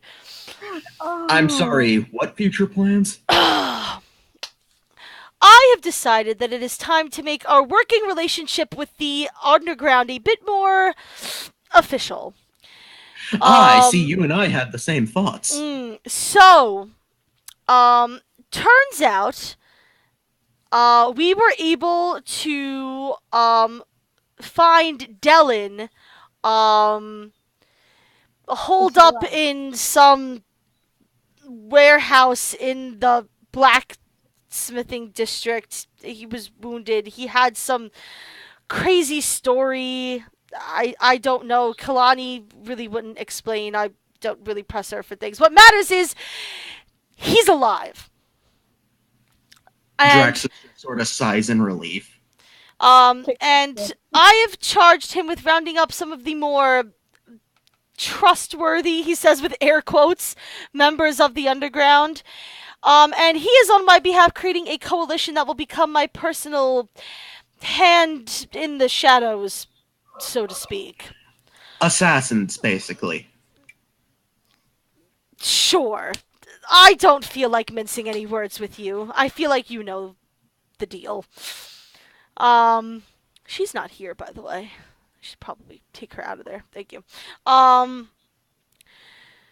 So, he just kind of, sits back and goes, "We have reason to believe that the hand has spread to other parts of Eresia, and we don't have the time to really gather any information further by conventional means." He gives Valeska and Fulgrim a meaningful look. "Regardless of how others may or may not feel about it." They both just kind of grumble, like, bad idea. Like, they are not happy with any of this. They don't want any part of the underground. They don't think that this is a good idea. We have reason... I just say this offhandedly. If we've already taken out one of their biggest brigades, that's either one of the fingers or the thumb of the Hand of Twilight.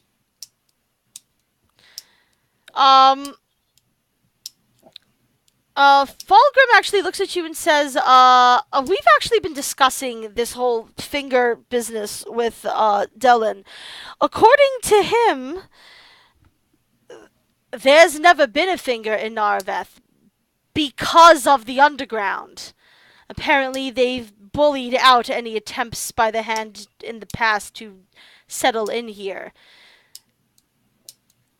Huh. He just kind of shrugs his shoulders. So Jartel kind of pulls out a bunch of documents and kind of puts them on the table. We have reason to believe that they've spread because we've been poring over these documents and other items that were left over from the invasion, mostly in my rooms, which Brazel took as his personal quarters. And it clearly shows that this goes much further than Nareveth.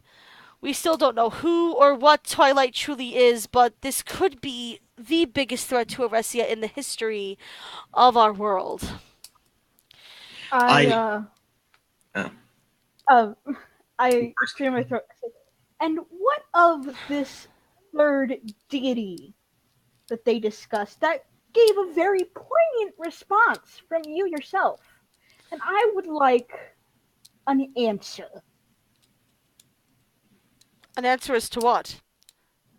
The third deity. What do you know? Twilight? He responded, He shrugs his shoulders just as much as you do. Your reaction back when we first saw Brazel in the throne room didn't say something to that effect. Well, so a side note, he and Kalani were completely shocked. Like, they had no idea what was going on. Oh, the way you said it sound differently. No. The way Their you said it jaws made it were on sound the like floor. They knew who Twilight was. No. He knows nothing about Twilight. Well, did you find any I just sort of... per se a summoning ritual? You had even said that, Draxus's mind just sort of shuddered back to the ritual circle on the top of the tower. Yeah. They were trying to summon Twilight. I get it. Fulgrim looks at Theodosia with this look of very open approval when she says that. He's like, that's our that is our current leading thought. We're still investigating what magics went into imbuing the circle, but What? that's our fear. I just Well, I there is- just say to myself, mumbling, if just a second of that oppressive, if just a second of channeling into that summoning circle was enough to give off that much of an oppressive nature, then the real Twilight must be a horrifying deal. Jartel nods in agreement. Uh, we have come to the same conclusion, and that is why we've decided that we need, not want, but need to be at the forefront of finding out exactly what in the mother's name is going on. Our army and the Magi at the Academy have both pledged to assist. However, I want to extend the reach of our efforts outward in a slightly more diplomatic fashion. And I want you all to be at the forefront of that particular movement. You'll need a name for your organization, and you'll need to recruit those to help you. He stops, kind of looks behind you guys and smiles. Recruits other than her, that is. Botched Brigade. Kalani comes sauntering into the room. Kick's face lights up. She smiles at him. And Jartel just kind of looks between the two of them and just grins. I tried to convince her to stay, but she insisted on leaving the title of Underlord to Dellen for her own personal reasons. He looks at Kikana slyly. Kick is Like, obviously yes, very personal reasons. Draxus just sort of pinches the bridge of his nose. It's canon. So, what shall you call yourselves? My first answer is Botch Brigade. Botch Brigade. Oh, don't you even... Brigade! Don't get into the meta of it. Don't get into the meta No. of it. Aw, okay. I'd say Saviors of Nareveth, but that sounds too pretentious. Just the party. Well, this is the name for the whole organization that he wants you to put together to kind of go around and convince these people to get on board and finding out what the hell is going on. I would have called ourselves the Hand of Dawn. Ooh. That's really. Ooh. Fight of Dawn. I like that. Ooh, I like it too. Hold on. Let me write this down. Hold on a moment. I go for that. If we're making an organization to oppose the Hand of Twilight, why not go with the polar opposite of Twilight? Hand of Sparkles. Alright, so we're going with Hand of Dawn. You're all agreed on that? You want it to be Sure, Radiant I Dawn. guess. What's up? What's up, Aramal? I low-key wanted to say Radiant Dawn. The hand of the Radiant Dawn? That's a Yes, bit long but- on the tongue. Draxus knows why I want this to be, but do not actually listen to me. Okay. I'm pretty sure at this point Charge speaks only in Fire Emblem quotes. Oh god. Please no more Fire Emblem quotes, thank you. It wasn't Yeah. even a quote, it's just the name of one of the games. Okay. Yeah. But, on. Alright. So Jartel hears that name and he kind of thinks about it and kind of nods. And he says, a fine name.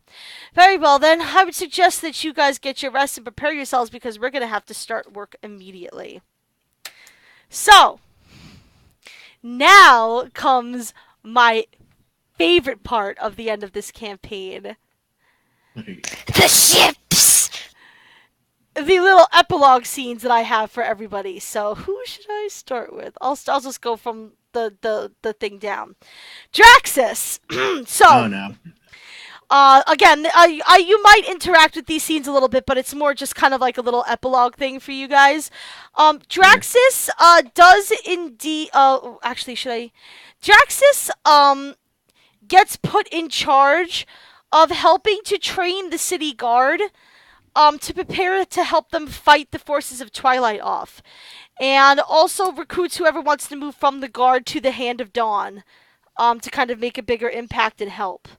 Valeska does tell you that she was 110% like ready, willing, and able to get the new general of the guard to give you a position because she knows that you wanted it. But this is kind of a little bigger than that. So if you're okay with that, she's okay with that. I'm fine with it. Okay. Okay. Many of the city's denizens learned to look up to Draxus as an example of the bravery required to overcome all of the trials ahead. But none quite admire him more than sweet little Amari. Oh. The experience of the siege inspired Amari to really step up, and she quickly earned the ranking of a full-fledged mage and rose straight to the top of her class after everything.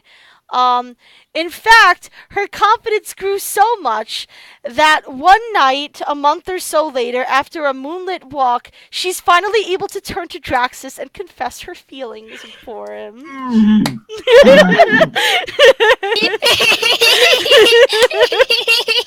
It's canon.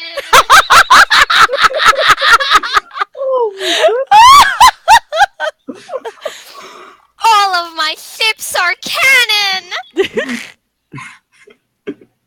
And I'm gonna go ahead and assume that Draxus returns those feelings. Yes. Yeah, good. Excellent. Gina, I'm the one who told you that Draxus had those feelings. Oh, I know. I'm just, for the stream, just making it official. Okay. All my ships are canon. Theodosia. Hello. Theodosia winds up becoming the sort of conduit between the Hand of Dawn and the Magi Academy. They freely share their knowledge with her. And when it starts getting out that she trained at a Magi Academy, over in Azar, the Elven students that are there, like, all but revere her. Like, they are just in awe of her. Oh, yeah. Even Fulgrim begins to be very open in his admiration for her powers and the knowledge that she has. Fulgrim! One day, this is possibly my favorite thing that I wrote about this ending. One day, while walking through the art district, Theodosia passed by the man who had tried to gyp her out of a fair price for her art in the beginning. He begs her for her forgiveness and offers an insanely high price for her work. She answers by picking up rocks from a nearby display and chucking them at his head. Yes! And from that day on, nobody tried to give her an unfair price on anything.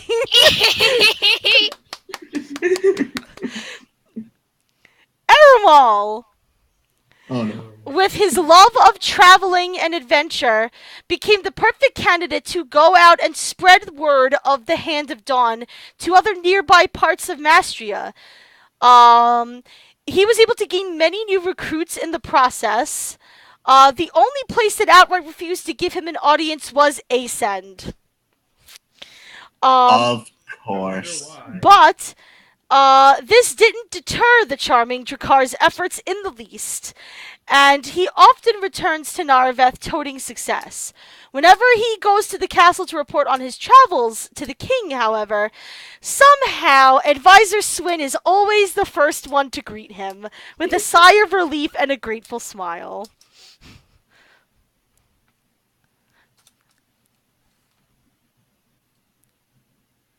There.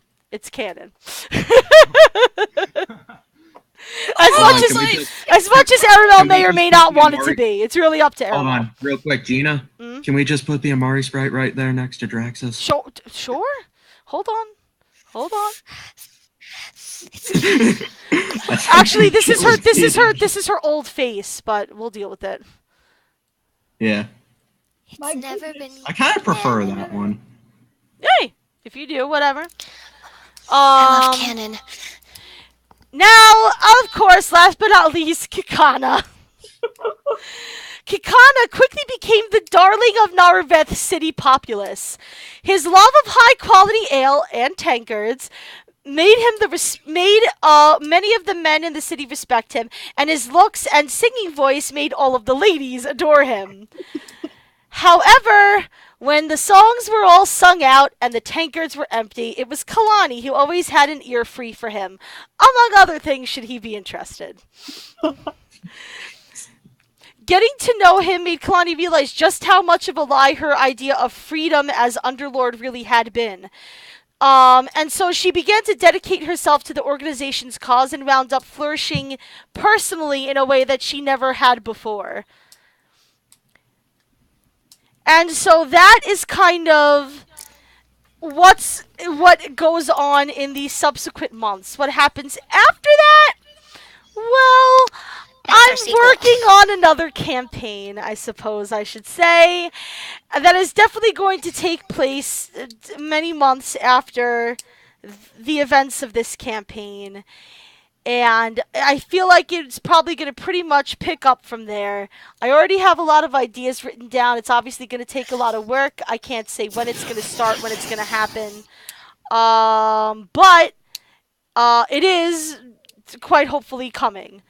And that, ladies and gentlemen, is Invasion of Nareveth. Clapping, clap. Everyone got a clap? That was fun. I hope you guys had Sure. fun.